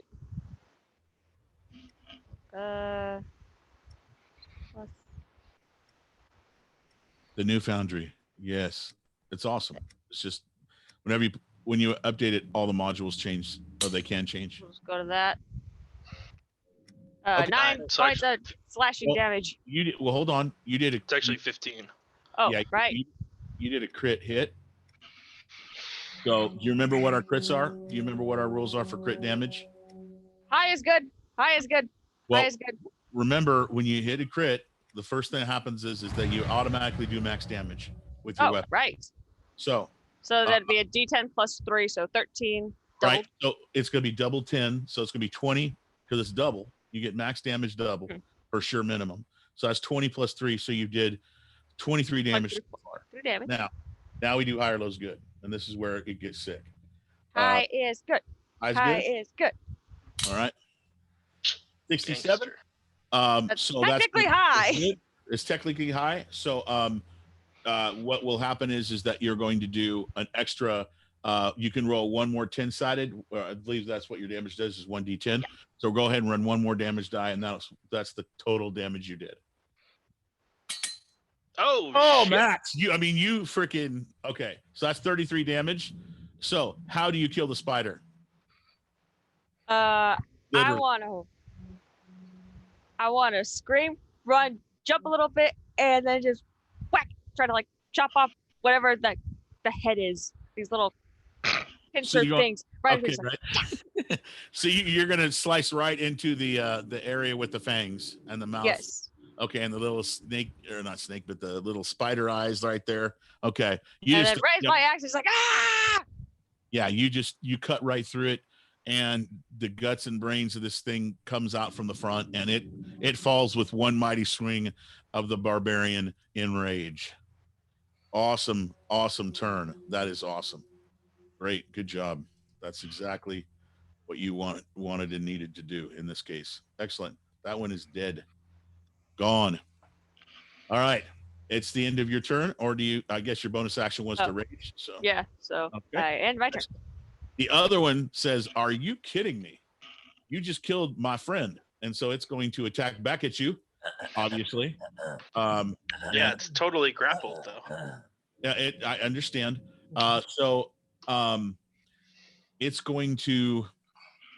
It still wants to attack her because she tried to do it, but it's going to have to attack at a disadvantage because it's being held, which means it doesn't have its full ability to move forward. Does anybody have a problem with that? No. Okay, I just want to make sure that there's not a rules over here saying something different. Okay. You'd have to break free to attack, but like you're saying, you're doing it at a disadvantage. So right. So he's gonna roll a disadvantage to see if he can make an attack. Okay, so let's see. I'm going to do it from the Of course, dice it's not over my here. body I'm offering up. It's Lila's. See if this works, because again these rolls are okay. So one roll, so that's probably going to be his lowest roll, but I'll check the other one. Yep. Okay, so he misses for sure. He can't with a disadvantage. He rolled a 4. He can't lunge properly enough to get because his legs go way far out, so his mouth has to get closer to Lila, and is unable to because Little Gren's holding on to him, or it, I should say. Meehan, it's your turn. Don't hit Little.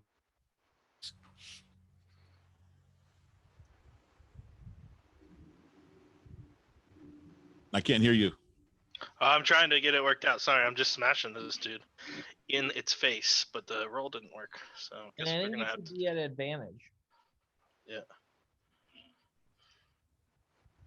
Because of my sweet holding maneuver. 16 to hit. 16 to hit hits. You hit the creature and not your friend. 8 damage. You Awesome. Get some. Excellent. Okay. It is now. Are you going to do another like a bonus move, Meehan, or are you done? No, I'm done. Okay. Little Grin. Yeah, so this spider didn't try to break free, which means I still have my pin, which I'm not going to give up. I'm using all my martial training, so I'm just going to continue giving advantage to my friends. Okay, so you're going to continue to hold on to the creature? Oh, I'm going to give him the squeeze.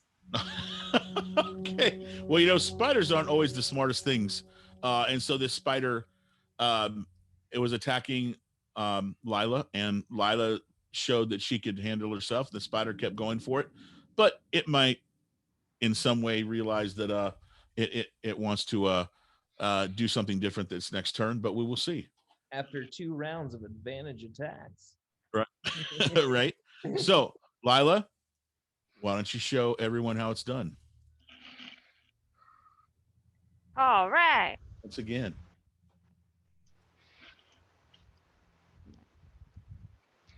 Targeting it. Okay. And let's see if it'll do the thing now. Yeah, it won't work for me either, unfortunately. Okay, yeah, still won't work. So 15? 15 hits. Yes. Okay. Then yeah, I'm just gonna go.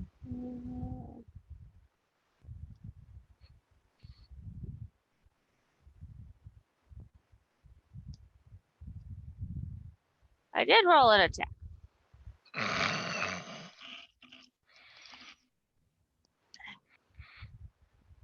You gotta love Foundry. Foundry's awesome. It's just there was just an update, so that's why it's doing this. Yep.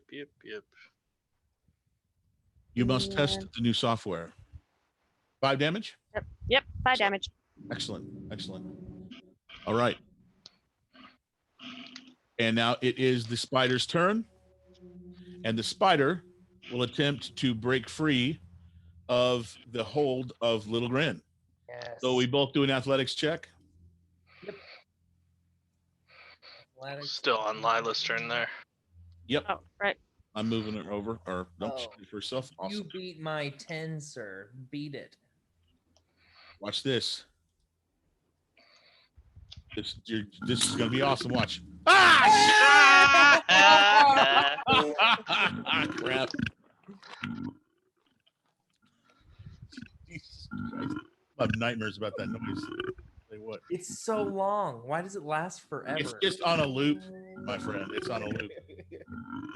It's just so funny sounded, but I turn it off quick. I'm getting there. Okay. So I sucked. All right. So he's definitely still a disadvantage, and he is going to he attempted to break free as his action. 1 second, please.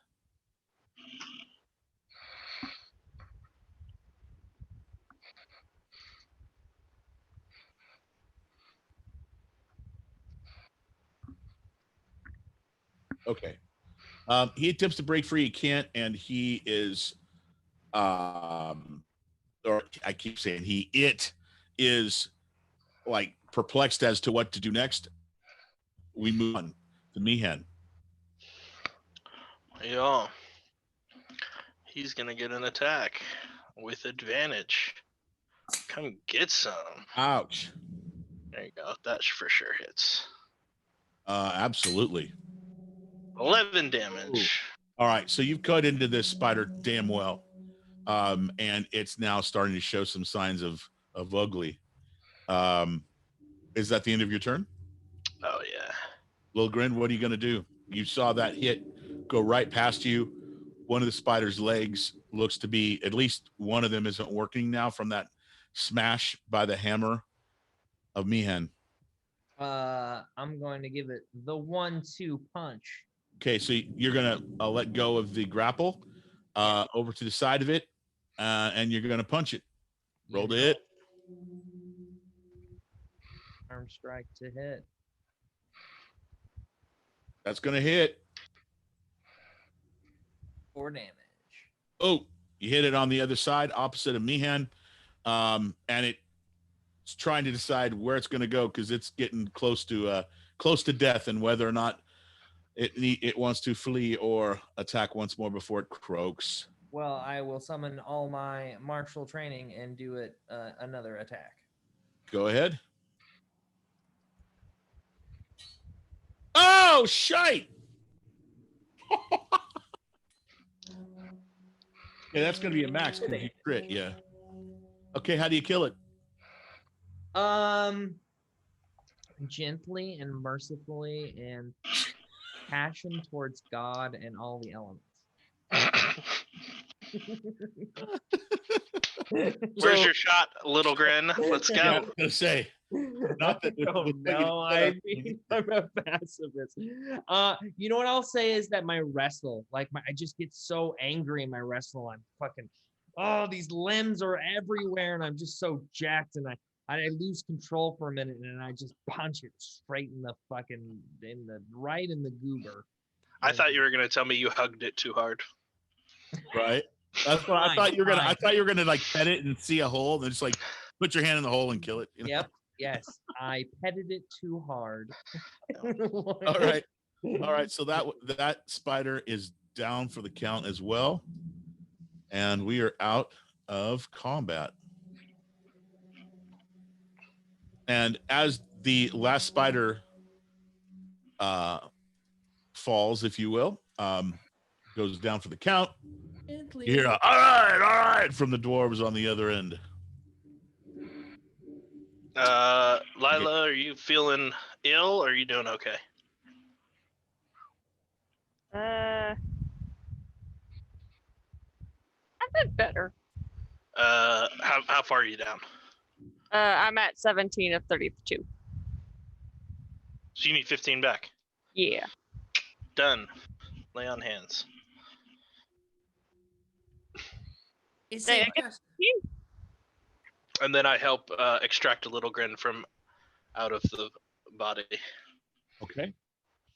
All right. So you put yourselves away from the spiders, clean yourselves up a little bit. It's very musty here. Like everything seems to have like a good half an inch thick layer of soot or grime on it. So, as you were fighting, the ground was kicking up this dust.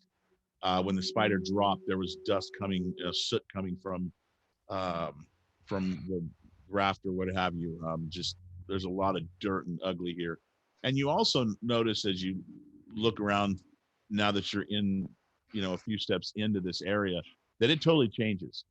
I mean, where you just came from, just that gate alone, when it had like the true dwarven architecture, just 12, 13 steps out, it starts to look like you're in a mining area more, or you're in caverns. It's a completely different world. It smells different than Cure de Rule here completely. Where are you gonna go? Onward we march. Excellent. To glory. Excellent. And as you move to glory, another spider comes rushing at you.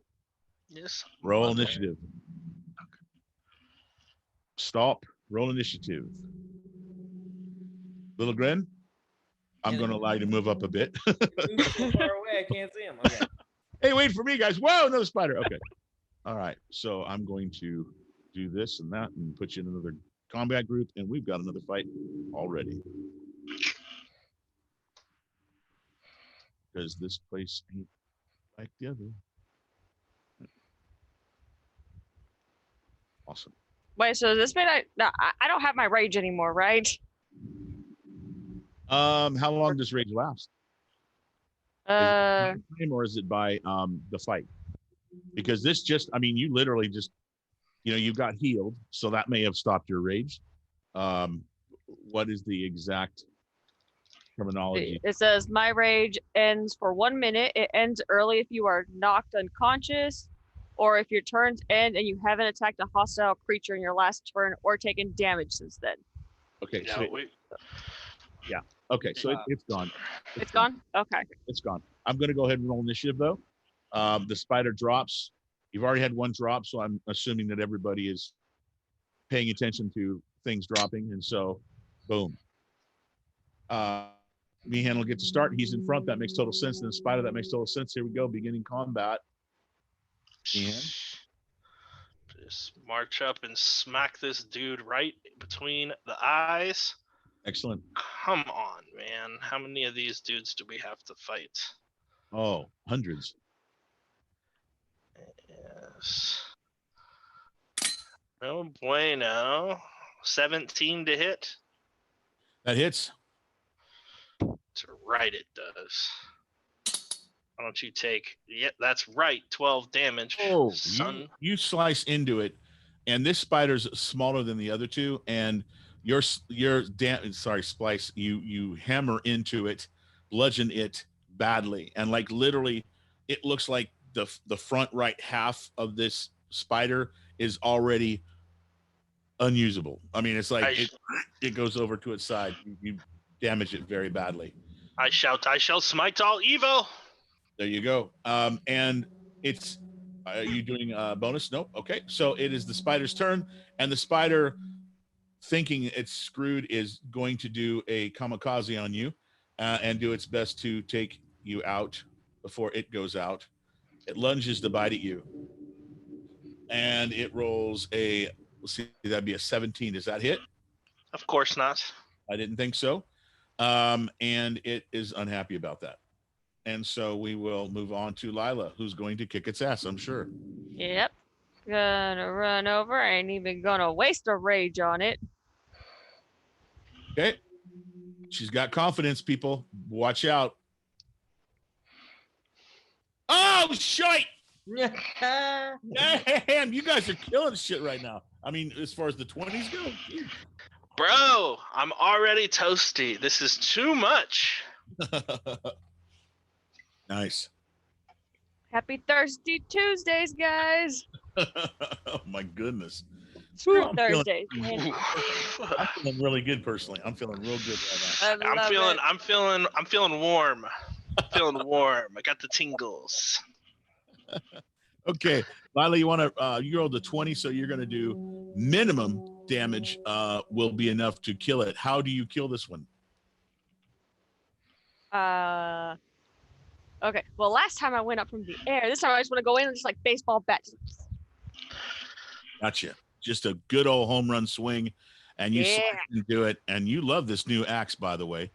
This new axe has done you pretty damn good. I wouldn't doubt you like it. Yeah, you swing that dwarven battle axe and just, it's bad. You take it out. It's gone too. It didn't even get much of an attack or anything, so that was easy. Onward to glory. Awesome, nice, great. So you can see that the path lies. It descends, but not at a very bad angle. It's very easily walkable, and that there are plenty of purple mushrooms that lead the way. There is only one way to go. There are not multiple paths here. There's just one messy, dirty, mist-filled way to go. So we will move forward. You travel for what seems to be a couple hours, and it is uneventful. You are just looking at an area you've never been in. And while, you're looking at, you'll see things that look like a mine was maybe set up and closed, or there's a cavern up a ways ahead of you where you'd have to climb to get in the hole. The path is obvious. There is the side of this cavern has a path, and on your left there is just a deep fall. And every so often you'll see like the top of a large mushroom, like a huge mushroom, like the largest mushrooms you could ever imagine. The mushrooms that look the size of a dwarven dwelling, that big, are below you as you descend down deeper into this southern passage. And one moment, if I can find it. I hopefully have it set up. If I don't, I'm going to be pissed. Nope. Oh my goodness, bless my soul. I am okay. Okay, we're gonna have to do this theater of the mind. My map is not where I need it to be, and so I'm not going to stop to set it up. You descend to the bottom of this walkway, and you get to a ledge that stands no more than 4 feet high. And at the bottom of this ledge is an opening. There is a lot of mist in this opening. And what I mean by opening is it's just an open space below. And this area is lit by mushrooms. So you can see it's not hard to see in a distance. And ahead, down below this 4 feet area, below you, this opening is what looks to be, it almost looks like a tomb. It's made of a different type of stone. It's grayish white. It has columns up and almost like a triangular roof. And it is built into what looks to be the side of the cavern. Now, you haven't seen anything like this anywhere else on this passage. And the front of this, if you want to call it like entrance or doorway, is, instead of a door, it's just solid.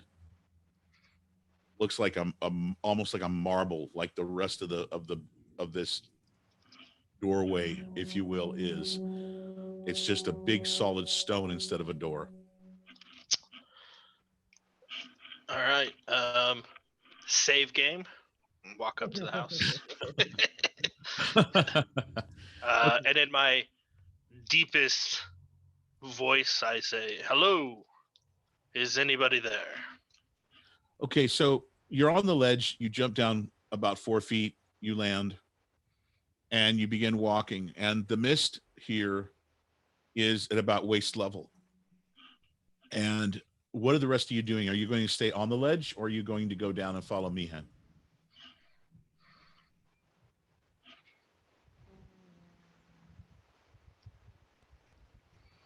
I'll go down, even though I'm pretty sure if it's waist level to him, it'd probably be like, well, here for me. That may be true. That may be true.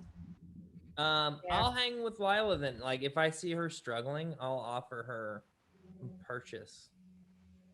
Okay. Upon my shoulder or something. Okay.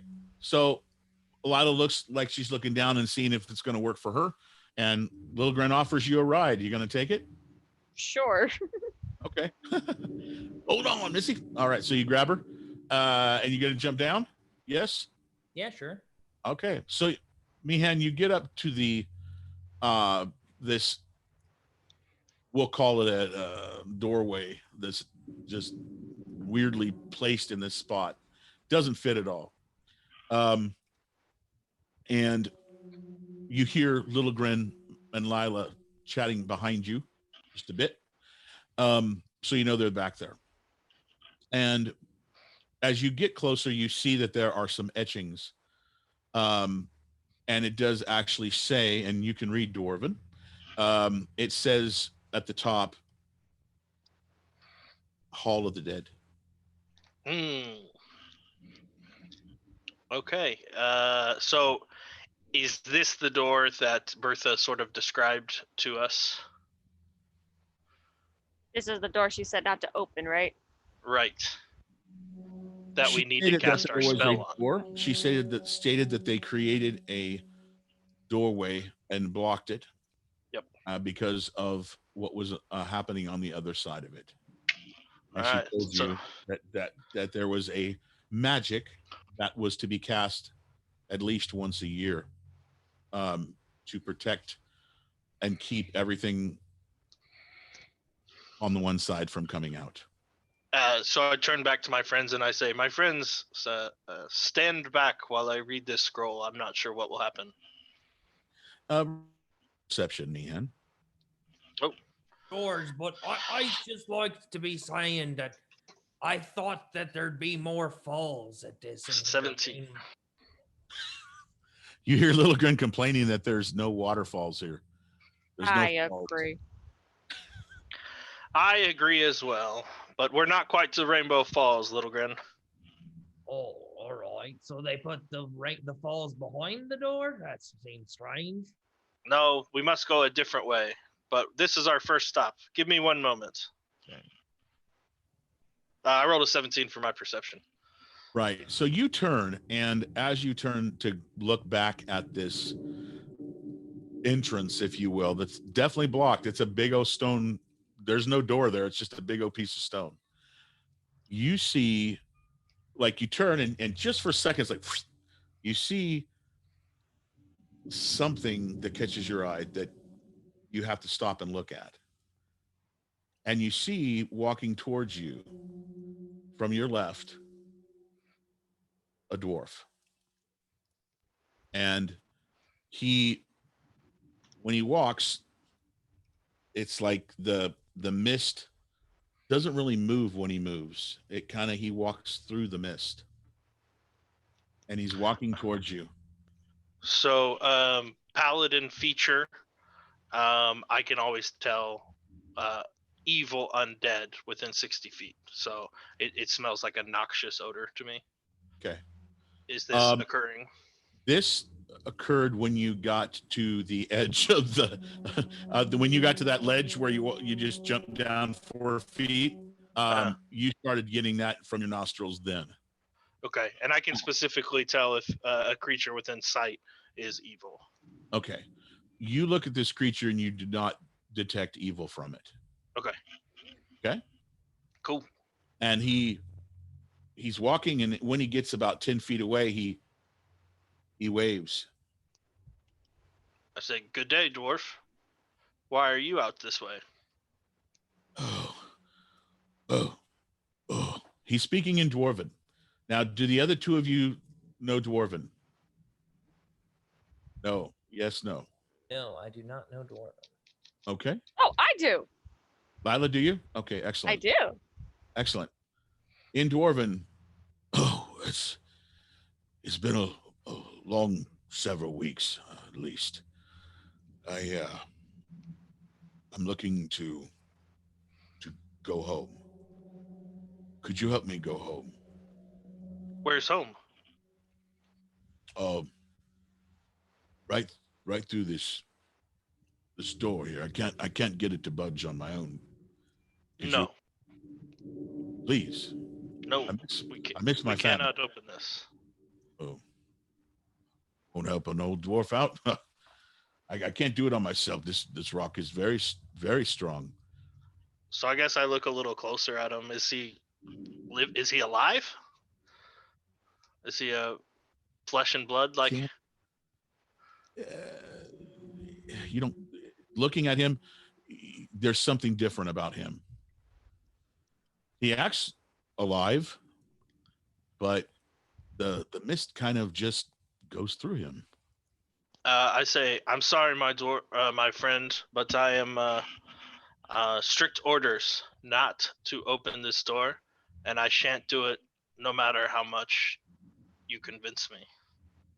Oh, well, and he turns and he sees Lila and Little Grin, and he goes over.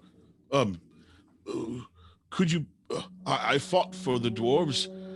I fought for my people. I want to go back home. I want to be with the rest of my family. Would you please help me? This is very heavy. This door just won't open easily.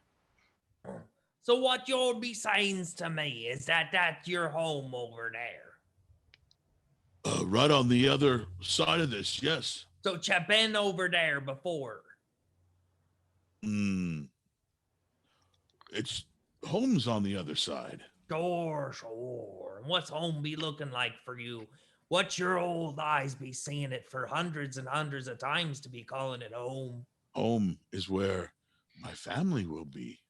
That's where they rest.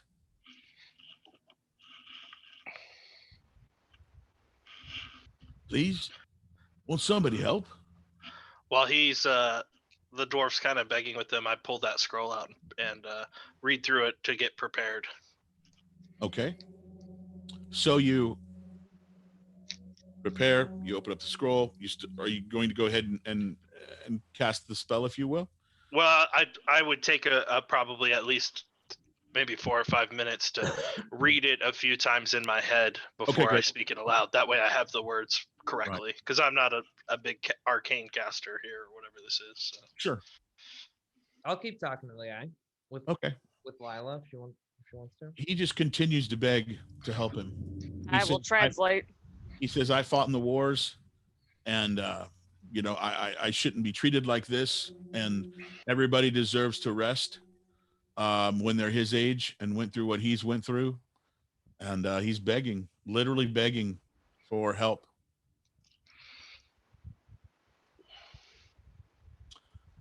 Several minutes pass, and all you hear is the dwarf asking for help. All's right, friend. I hears ya. But we are not for knowing this door just yet. I will have to wait here for the rest of my life. How long do you think that'll be? Who knows? I certainly don't. Fucking DMs and your bullshit. All right. I think I'm prepped, so I go ahead and start casting the spell. Okay. You begin to cast the spell, and when you do, this light begins to grow in front of we'll call it the passage or the doorway in front of you. It lights up the stone in particular for a moment. Then basically the explanation of what you see is that the stone goes from looking old and a bit cracked, looks like it's been maybe even scratched on a bit. It goes to be completely anew. So it looks like it's protecting from anyone entering or exiting again, like it's been so it got harder. It looks like it's new, instead of being a cracked piece of, there was a few cracks in it. There's scratches on it. There had, things that touched that wall or that stone. Right, we made it better. Yes, correct. You made it look like a new piece of fresh stone was put in there. Cool. Does that make sense? Yeah. Okay, exact. That's the best way to describe what you see. Not knowing the magics and stuff, because none of you are mages, so that's what you see different. Yeah, I'll go back to the dwarf now and ask him his name. Well, during the wars, Sergeant Conyers. Conyers. You can call me Sergeant. I think his name be Connors. I'll kind of write it down in my little notebook, and I'll say we'll return back here after we speak with the Dwarven Council to see if we can't help you. Oh, You have my word. The Dwarven Council. They would certainly want to help me. Yes, please do so. Please do so. I will be waiting here. I need to go back home. I need it. We'll do our best. And then I kind of nod to him and walk off. He goes, wait, my good friend. And he comes scuffling for him. He goes,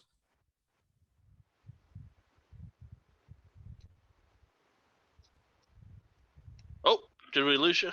Did we lose Frank? Oh no! Excuse us, ladies and gentlemen. Let me put it on some tech difficulties here. We shall return momentarily.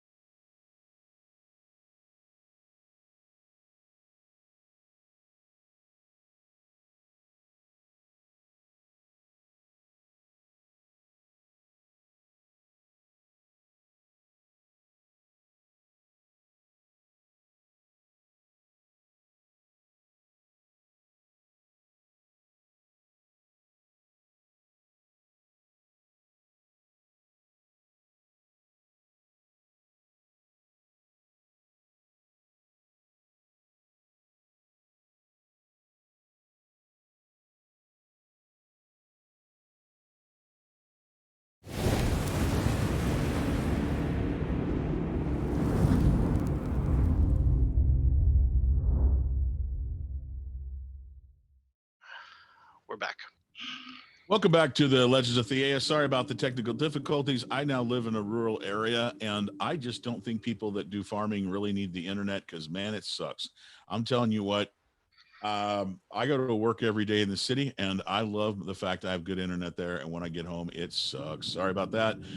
We're back, and I believe what just happened was the dwarf went up to Meehan and whispered in Dwarven, "You wouldn't have a little ale on you, would you? This dwarf is, this old dwarf's a little parched." I apologize. I say, no, we don't have any, but we do have a little bit of whiskey, and I pop one of the bottles. Even better. Dwarven whiskey. Ha ha ha. I like you, he says in Dwarven. Are we still in Yeah, and we'll I'll take a swig and then hand it to Lila for a swig and then pass the bottle over to him. Okay. You go to hand him the bottle and he tries to grab at it and he can't. And he kind of I say, tilt your head back, my friend, and I pour a little where his mouth is. Okay. You do so, and he's acting like he's realizing something's wrong, and he opens his mouth and you pour, and you can see that the whiskey just kind of goes onto the ground right through him, and he goes, "Thank you, my friends. I guess I'll be here until you come back to help me get home." I'll say we'll do our best and be back as soon as possible. Yes, and he gives you a salute, a dwarven salute, like type thing, and he goes back over to his spot in the mist. Okay. I guess we better just move on, right, guys? What do you think? Yeah. Might as well. Means either that or make a ghost self-aware. That seems bad. Rather not. I would rather not. All right, so we've got the doors better. So now where to? You assume the protection spell worked. You do notice that the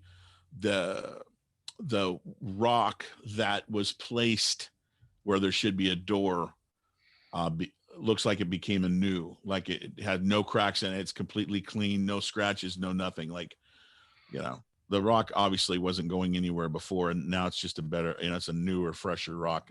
If it is a rock, it's magic's obviously, but yeah, it looks like you did what you needed to do as best you can tell.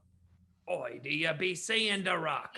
It looking like a newer, fresher rock. You would definitely know, Little Grin. Oh yeah, no, that's what I say verbatim, like that. That's a rock. Yep, that's a rock that's not going anywhere. So as you're looking at this going, well, okay, that was, I guess that wasn't that tough. You look around this opening, and the only way that you see to leave, besides through that which you just added even more protection to, is there is a broken ladder that climbs up almost opposite the jump the little 4-foot jump you went into. Opposite of that, on the other side, there is a broken ladder that you can climb up.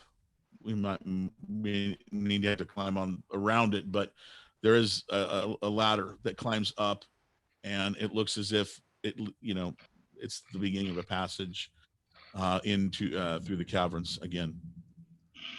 Off we go to glory. All right. Is that the way you want to roll? Okay. I'm not going to roll. It may be tough for some of you to climb up, but it's not that high. It's not dangerous. It's just got a lot of dirty soot. It's broken. It's old wood. There are mushrooms that have little flying creatures flying around it like bugs, but they give off a light and a glow, and that makes it easier for everyone to see. So it's livable. You climb up. Go ahead. I'm sorry, I don't want to interrupt, but just as we're going through, you just reminded me. I definitely would be kind of noticing the mushrooms that are, as we get kind of closer to this area that's supposed to be known for mushrooms. I definitely. Oh yeah. Just keeping track of that in my head a little. Absolutely. So you travel a good. Yeah, while we're traveling too, I'm doing my best to be on high alert, but I'm sure as the minutes and hours drag on, I probably become complacent. Okay, so I'm looking for those glowy ones. oh no, yes, but no. Okay, so you you all travel for what seems to be a very long time, winding down and up and left and right and up and down and then left to right again. And you follow this trail that goes for a very, very long time. A very long time. And the moss, it goes from being soot on the ground like you see in the mining, because there's a lot of work going on, and the roof is dropping pieces of dirt onto things. Now things are opening up. You're down lower, and you see that there are rooms around you that are becoming more abundant, and there's actually mushrooms taller than Little Grin. There are mushrooms that are 20 feet tall. Instead of there being soot, there is this green moss type stuff. It's wet. You're down in an area that's got water, and water drips. You can hear it dripping. You can hear it running. It's coming from somewhere, but you hear water running. Um, the glow here is not a rich dark blue like it is in Cure de Rule. It is now almost a greenish gold color everywhere. And as the deeper and the lower you get, the more this color takes over, and it's completely different from anywhere you've ever been. Down here, you're definitely in another spot, in a different ecosystem, basically. Um, and you have walked long enough now that it could be that you've walked even half a day, and you're starting to get tired. Your bodies are telling you that you may want to rest. I think we'd probably be on the lookout maybe for like a small alcove cut that was in a cave, like a natural alcove, like a small cave, or possibly even like some really large mushrooms that we could kind of tuck behind or something like that. You absolutely see many mushrooms of all kinds of sizes as you walk deeper into this area. The mushrooms are, and the plant life here is, the fungus life, I should say, is so abundant that you don't see above you to where, like, you can see, like, if there was, let's say if there was a cave opening up maybe 10, 12 feet, here you wouldn't be able to see it because there's so much fungus life that's growing, whether it be like a mossy type stuff, or these plants that drape down that are all made of moss and such. It's just so abundant you can't really see above you. I think Lila and I would probably defer to Little Grin's expertise to maybe find some plants that are safe for us to sleep next. Sleep next to or around. And eat. Yeah, oh yeah, and definitely make some food. Yeah, Lila's definitely looking at me and be like, hey, how much of this is edible? Yeah, if we can save our rations that we brought for some of these mushrooms, definitely a good idea.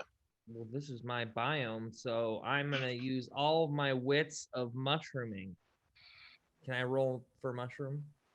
Yeah. I will. Can you roll for mushroom? Please tell me there's a mushroom roll on your character sheet. Well, what I normally would do is I would have him use like an Arcana check or something equivalent to that. But in second edition, he would just have a skill called mushroom or knowledge mushroom. But in fifth edition, I don't think there is a knowledge that you can just add to what that knowledge is. So just be like a nature check? Yeah, maybe our survival. Well, yeah. So which is your higher of those two rolls, David? Both garbage. I guess survival. No, survival's better. What's your survival? +4. Okay, I'm going to give you advantage on these rolls when it comes to mushrooms. Oh, get out of here! All right, then I will. You don't have to have an advantage if you don't want it. But he definitely needed it. He wants it. He wants it. We got a big old flying 12. Well, Little Grin, you're seeing mushrooms even bigger than you, and this area is bomb for that. So I mean, you might be a little bit overwhelmed with all this stuff, maybe just a little bit. That's why at first the role is a little intimidating. It's like, well, I've just got so many things to look at and so many things to check out. So it might just be that's why. I'm sure you get better roles than that with the advantage. But they ask you to go looking for things that we can eat. What's the best place for us to stay here? Which mushrooms are safe to make a camp next to and such. And there's just so many questions that you have a lot to look at. And I hear you. This is like my dream we're talking about like mushroom house shopping, and this is Little Gren's Super Bowl. This is my TLC. Yeah, I hear. Yeah. Excellent. So excuse me. So you start walking around and pointing, oh, I think we can eat that. Yes. Oh, these are strong. Yes, I've heard of this before. And you know of several different families of or types of mushrooms that grow down here, especially the ones that you grow in Cure to Rule. And you've heard of others as well. So you're able to pick out that there, you see one patch of mushrooms in this one area that are definitely edible. You grow them yourselves in Cure to Rule, except these are going to be fresh, wild ones. So they're bound to have great flavor. Okay. And next to that, there is an area that has a soft bed of flat mushrooms that would be perfect for you to actually lay on. And they're just about this tall, and they're very soft, but they're still kind of sturdy, and they'd be a perfect smooth area to sleep in. A couple big mushrooms over the area to kind of give you a little bit of protection above as well. Yeah, I pick a bag full of what looked to be edible mushrooms, and then I whip out the big stew pot and I just lounge in my little mushroom field. Like I don't even, like I'm not nice about it either. I just flop down to the ground in my beautiful mushroom palace. Okay, so Little Gren says some things out loud about this is good. We can eat this. This will protect this bubble. I mean, just like all these things are rushing through his head, and he finally stops, sits down, and gets comfortable. Perfect. Okay. So I'm gonna kind of get us into somewhat of a defensible position, and then I'm actually going to use one of the charges on the gauntlet you gave me for alert and cast a small little circle dome near us, so that we have an alert spell. Excellent. And then I'm gonna flop next to Little Gren and take a nap. Awesome. Okay, so you set the alert, and it's going to go out in a certain area, and obviously there'll be an alert. You'll be alerted if anything gets into that area, if any movements are made. As the alarm, it's alarm, right? Alarm spell, Yeah. That's alert alarm. Yep, that's exactly what it is. Alarm spell. This spell is called that. You are up against the side of a cavern, although there are these mushroom vines. These vines look like a regular vine that would have leaves, but instead there's mushrooms growing off the ends of them. Never seen anything like that, but they're actually growing up the side of this cavern. So you are against a wall, or there is a walled area there, so you're protected on one side, which is obviously good. The mushrooms are excellent if you like mushrooms to eat. They are outstanding. They are way more flavorful than the ones that grow in Cure to Rule, only because these are wild, and so they're grabbing resources to enhance their flavor that you just don't get in the farms, right? So it's a decent meal, to say at minimum. It's not excellent if you love mushrooms.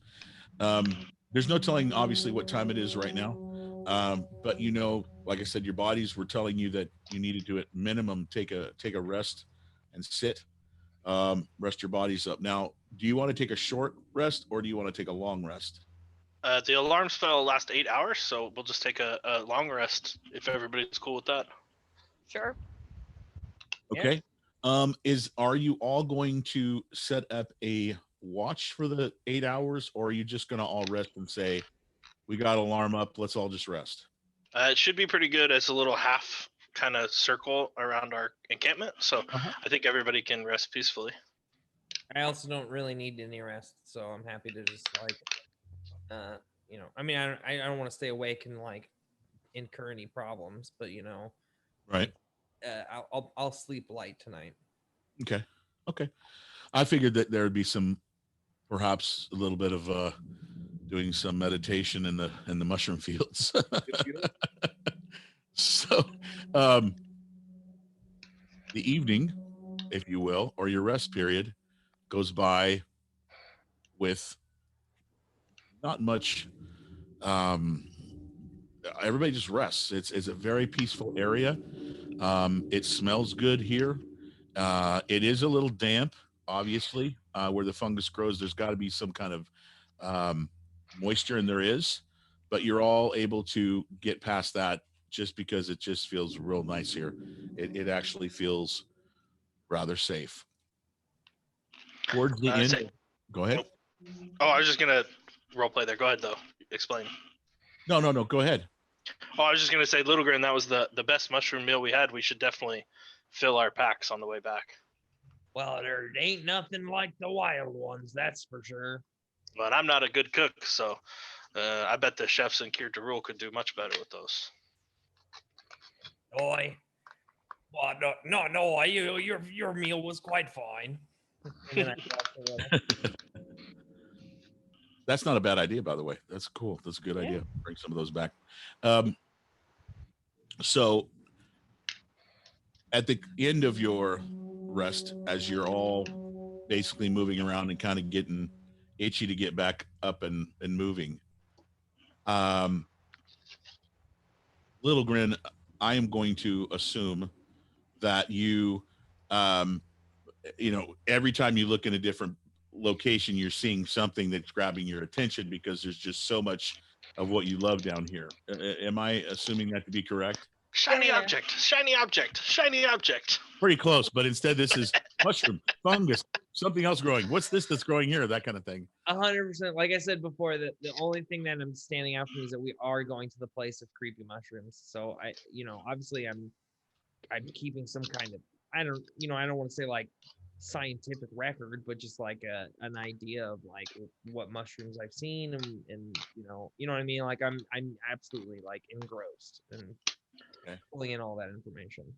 And not to speak for Lila, but I would certainly give Little Grin as a trusted companion a little extra leeway to take his time.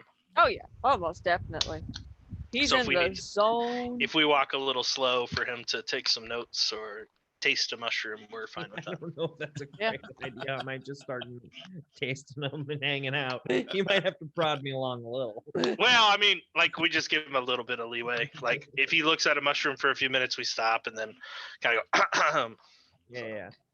And if it looks like he's like constantly looking at the same types of mushroom, we're like, you already saw that one. Yeah, but we're giving him a little bit of leeway. Okay, so this path has now changed as you get up and you get your things back on as in traveling form, and you realize that where you were following a path before that was clear, now you are just simply like kind of in an open area. It's a little bit different now. Things are different. But there was so much going on that you couldn't help but just keep walking. Now you're realizing, okay, we know we came from that way, but this other way is, I mean, we're going to keep going this way, but it's kind of just open. So you're going to want to be on, you all realize you're going to have to be on the lookout to make sure you're looking for whatever you're looking for, which. I guess Lila and I are on the lookout while Little Grin's distracted. Okay. I'm looking at mushrooms. I'm counting spots. All right. We're seeing spores. We're doing all those things. It's okay. Excellent. So as you begin to take off from your camp, that was a great place that you found. I want everybody to roll their perception. Do.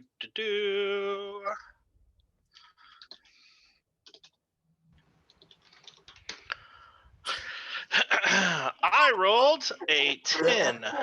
Oh, Little Grin. Oh no! Oh no! Little Grin and Lila with the 20. All right. All right. Everybody has to drink for that. I have to Little Grin? I have to go get a new beverage. You guys drank me dry. Oh, damn! This is a tough one, man. Holy crap! Ooh, I'm glad I'm feeling better. I love this day. Yeah. Double 20s? Are you? This is ridiculous. Like, I mean, I know that it's like a computer program, so right. It can't be completely random, but I feel like we roll more 1s and 20s than ever. Yeah, that's crazy. I mean, the odds of that, what's 1 in a 400 chance? Wow, that is insane. That's really insane. That's crazy. That is crazy. Actually, maybe that's not right. 2 20s out of 3 rolls. Wow. It's probably a little better than that, but still. No, yeah, that's crazy. And now I'm toasty. Y'all are killing me. All right. So remember, everybody takes some Advil and drink at least a cup of water before you go to bed to avoid the headache. That's crazy. Yeah, water is definitely the ticket. Yep. I think technically to avoid hangover, you're supposed to drink 3 times as much water as you've had alcohol. Oh, good Lord. Wow.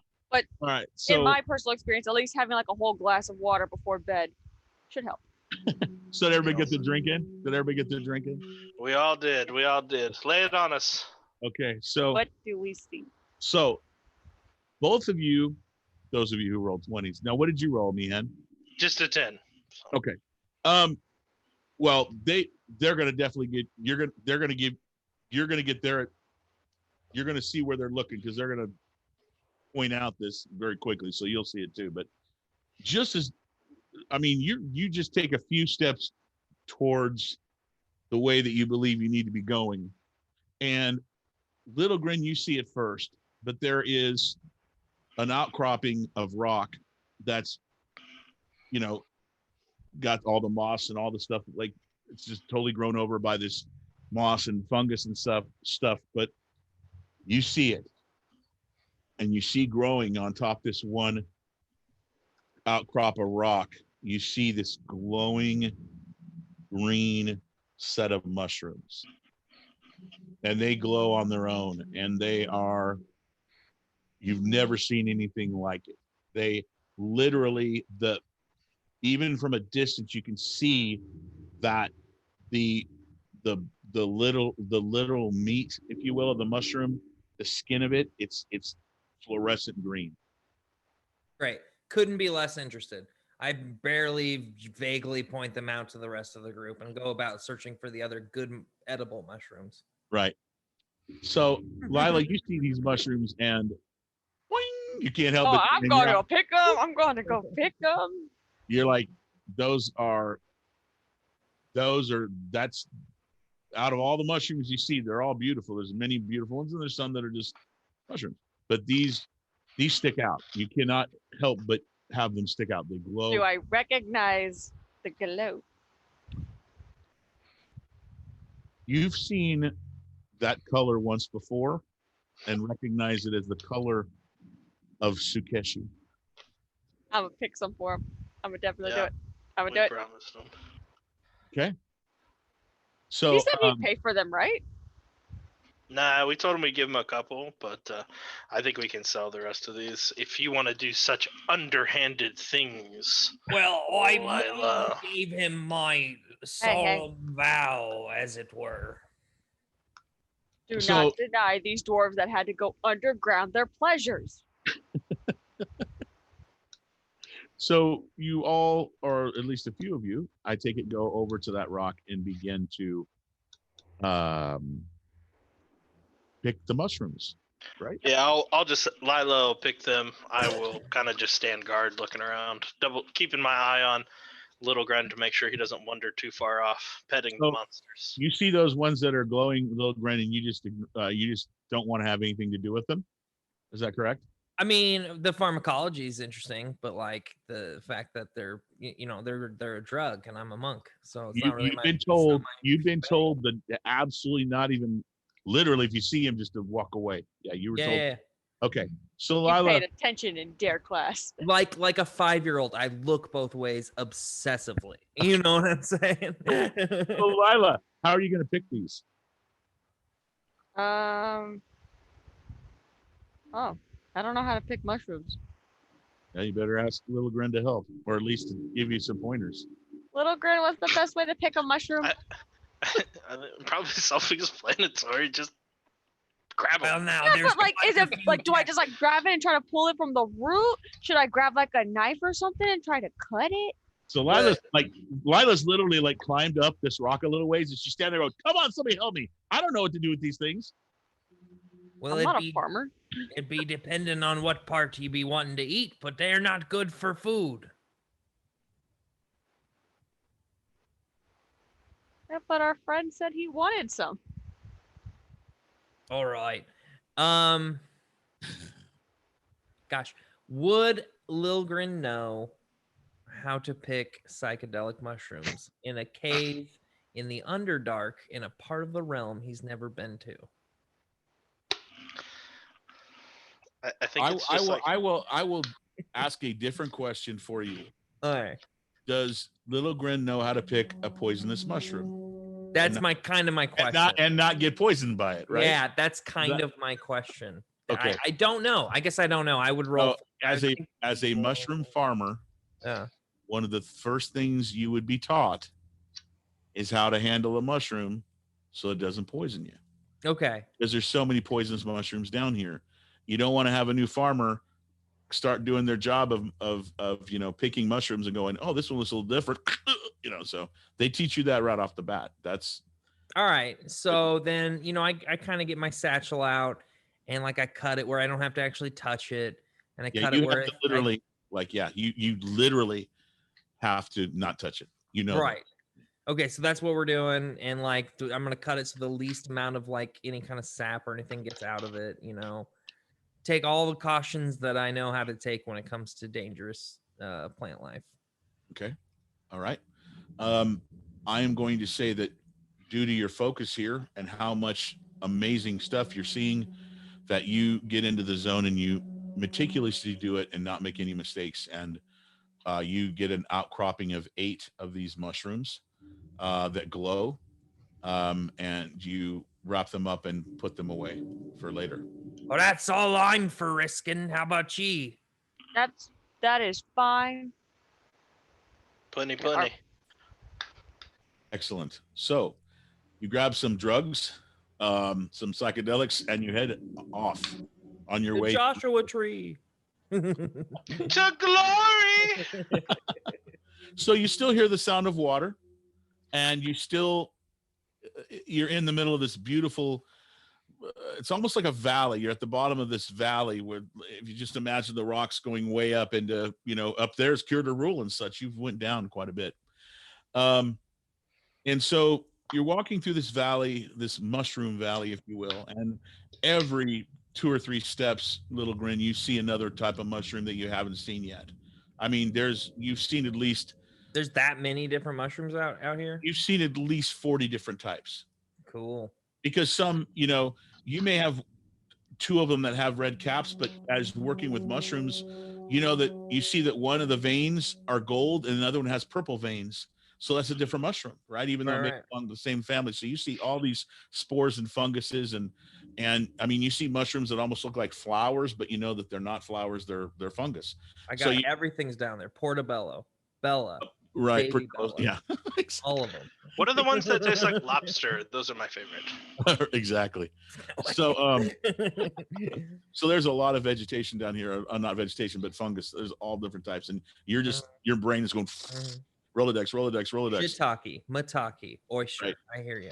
So after about an hour into this walk through this valley, you all notice that once again there's a shift that begins to occur, and the greens and the yellows aren't as vibrant as they were.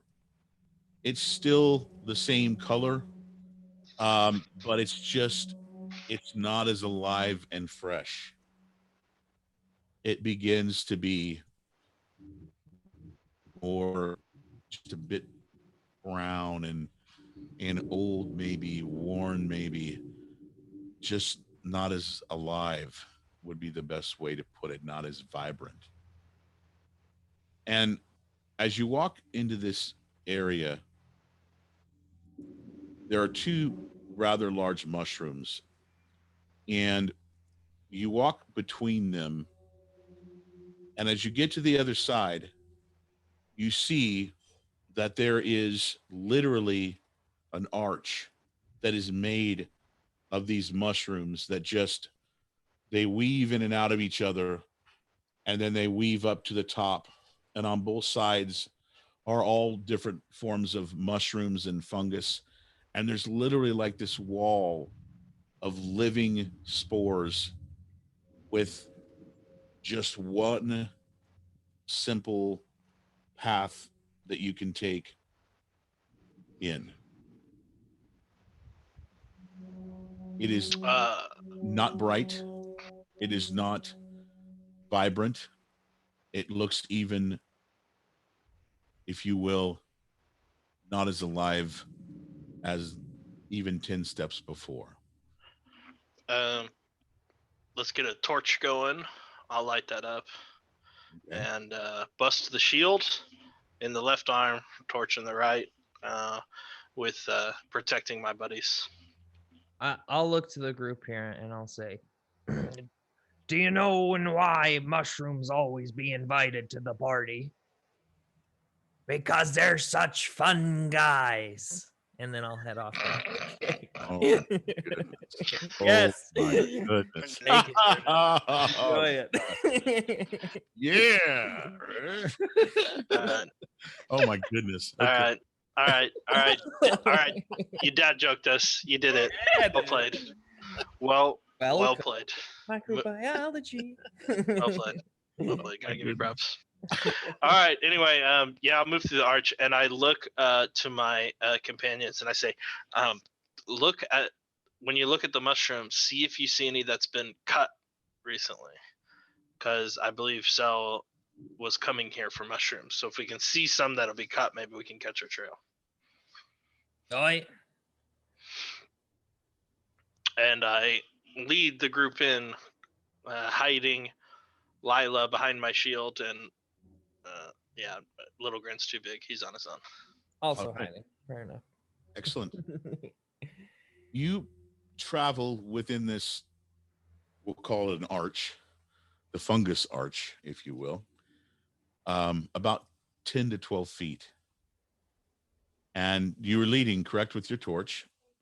And you can tell, Meehan, that there are times where you walk. This arch is taller than you. It's big. It's not ginormous, but it's pretty damn big.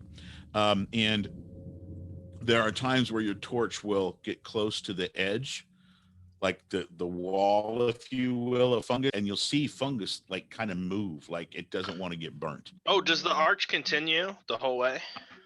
You actually go in and you realize it goes. It actually, it's not just a walking you're on the other side. You walk in and you're in a fungus, like a tunnel. Like a tunnel made of fungus. Yes. Oh, that's cool. That's really cool. Yeah. So it's like there's all these different funguses just all around you, and like I said, you notice with the torch that like you get the torch next to the side of the wall of the fungus and it's just like it moves. It's like, whoa, In that case, we would definitely want to slow up a step to let Little Grin inspect them to see if he knows anything about these. Like if they're dangerous or, some spores in the Underdark can release poisons and stuff. We'd want to double check. Of course. No, that's sure. Summoning my expertise, I'll look to the group and go, oh, I don't know what the fuck that is.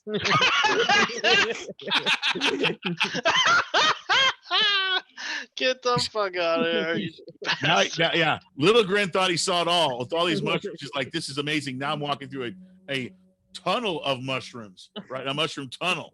He's like, oh, okay. I just, I haven't seen any. He's over.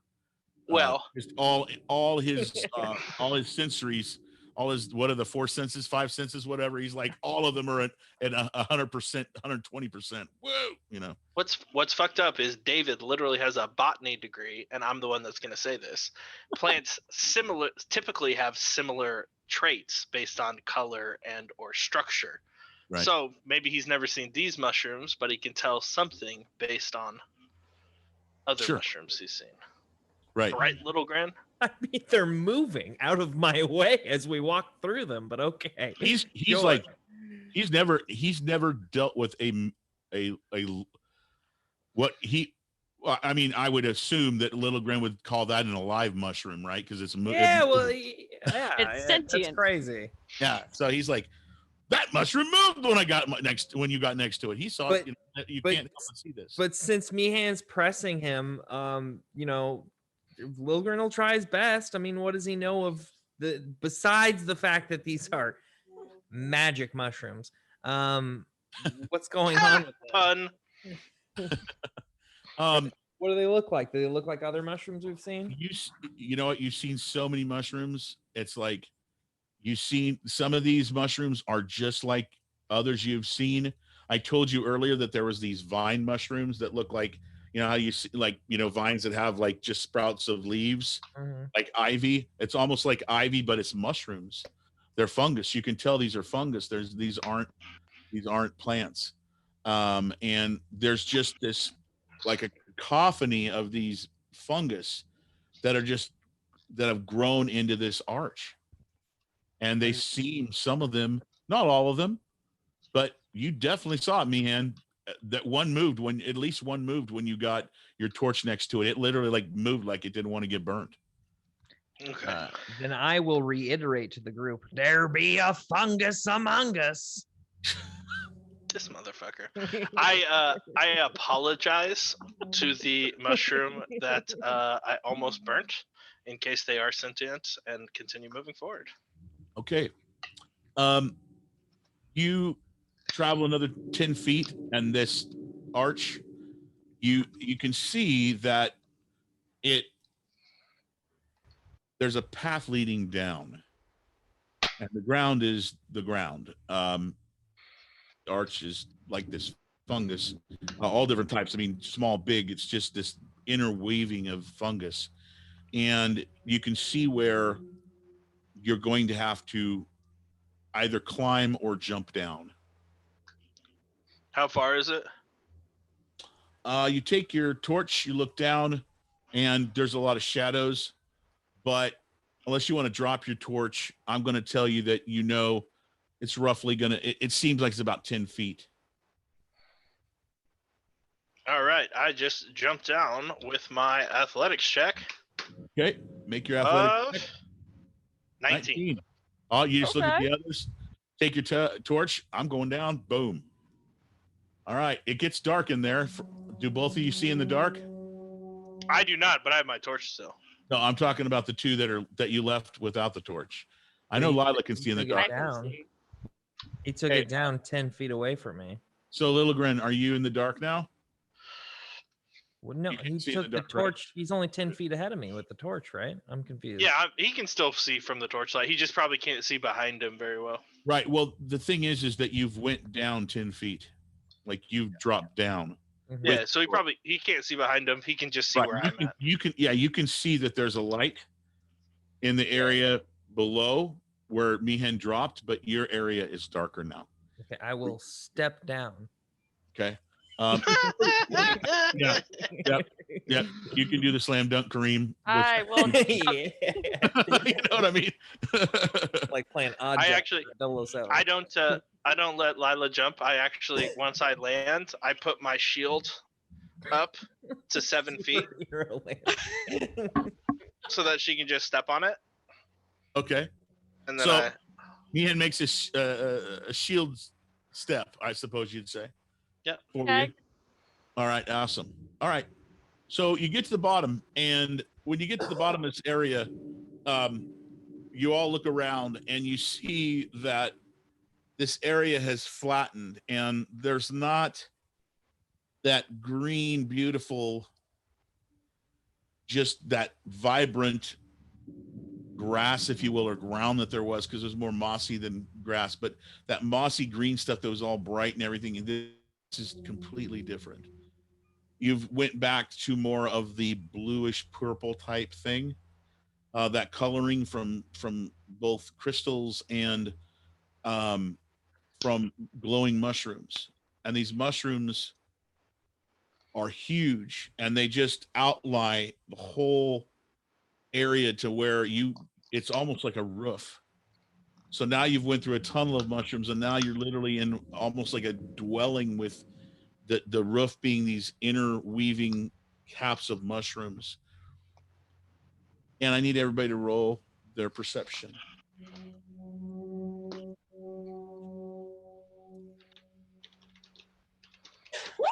Oh my goodness. There's literally no way. What the hell? I didn't.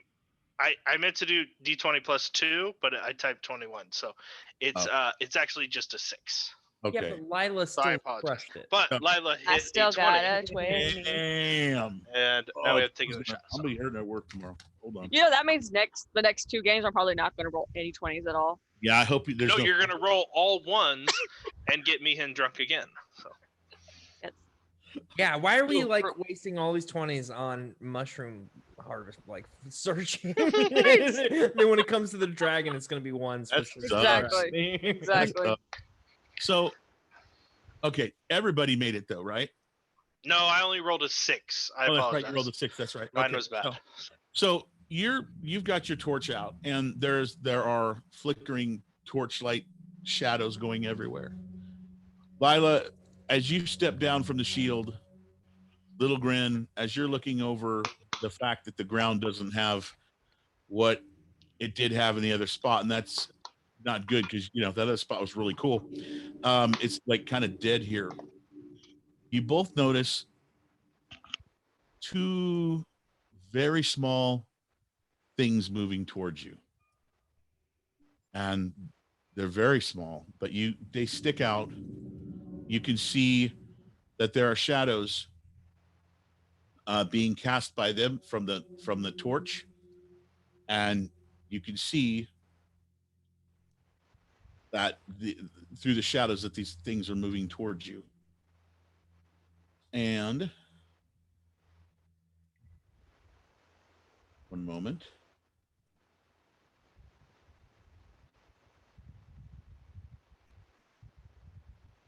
Do you see that? Oh my God, they're cute. There's a green one and another kind of green one. You see these 2 little mushrooms, or people mushroom things, come walking towards you, and you can barely hear them because they're so small. You can barely hear that they're trying to talk to you. They're trying to communicate. Oh, I will take my I want to get closer. Size. Yeah. What was that? I'm sorry, Little Grin. What did you say? I was gonna say I'd take my overly sized ear and I put it way down to the ground. Yeah, I'm like on the ground, just like. All right, so you both. I'm trying to get as close to eye level with them as I can. So you go to both of them, and you go right down so you can hear what they're saying. And the taller one, that's the more of the green color, you just hear him say, or it say, "Are you here to help us? Are you here to save us?" The mushroom speaking common, and we can all hear it. It's those of you who are close can hear it, and yes, it speaks in a broken common that's very high pitched, but you can definitely understand what it's trying to ask you. Well, then I'll point straight at it and look over at Meehan, who's not in the conversation. I'll go, "This little wee one be asking us for help." Now that I know what's going on, I guess I am startled to see tiny mushrooms Yeah. And Lila, you notice that when Little Grin points at Meehan or Little Grin points at Meehan and says that, the little one in turquoise, the smaller one, nods his head like, "Yeah, that's what we asked." Yes, it agrees. I look at Little Grin. I go, "What do they want?" What be you little ones after? Yeah. We need help. You come to help, right? What do you need help with? Well, we need help. Here, follow us. We're so happy.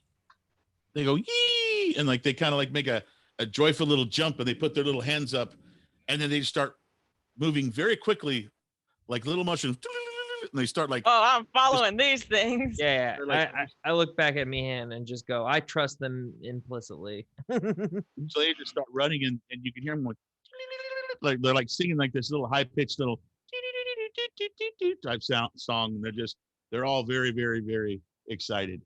Awesome. Lila's low-key questioning if she took the psychedelic mushroom or not, but she's following them. Meehan's not low-key questioning that he's pretty sure they both took mushrooms while he wasn't looking. Hey, who overthrew the Empire? Okay, was it the Jedi or was it the Ewoks? You choose. All right, I follow Little Grin and Lila chasing after the mushrooms. Let's do this. To glory. So Meehan's going, mushrooms? What? He's like, I was looking towards something else much bigger than that. So you go running down this rather completely different area than you just were in, more of a quite dead area. And you follow using the torch. And there's times where they go left and right where you gotta, got to use the torch to be able to see them. Of course, Lila can see them because she can see in the dark. The rest of you are following along, and these things can move damn quick. They're like, they got their little feet going. They're habooking. I think we're more following Lila if Lila can see him. So That makes total sense. Little Grin and I are just we're keeping pace with Lila. Right. She's affixed to these, so yeah, no problem. So you literally are following Lila. Lila's following these little mushrooms to make sure she don't lose them, and you run, and it's for their running, but you're more of a quick walk, I should say. And you finally stop, and when you do, the little mushrooms turn and look at all of you, and you can see they've got these little stubby hands, and the stubby hands just like point up. And when that occurs, one moment.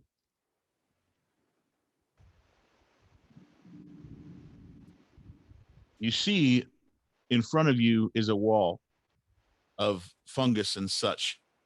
And there, as well as crystals, and there within the wall, you see hundreds of these mushrooms, like the little mushrooms that brought you here. And they're all looking at you. And in the middle is a mushroom that just it's big enough that its face actually like has some definition to it from your eyes. And it looks at you. It looks you all over, once over each of you, moving its head. And it says, "You've come to help us." And that's where we'll stop for the night. Oh. Yes. Thank you so much, everybody, for checking out Legends of Theia on Tuesday nights. The Dice Cult has Monday, Tuesdays, and Wednesday night Dungeons and Dragons 5th edition adventure streams. And on Saturdays, we have the Call of Cthulhu trading off with Vampire the Masquerade every other Saturday night. So please come check us out. You can also check out all the old sessions at YouTube. Thank you all for checking us out tonight. I hope you all had a good time. Players, thank you all for a great session. I appreciate it. And I look forward to seeing what happens with all of you and these little mushroom people. Bye. Thanks for watching. Crazy. Thanks, guys. We'll catch you later.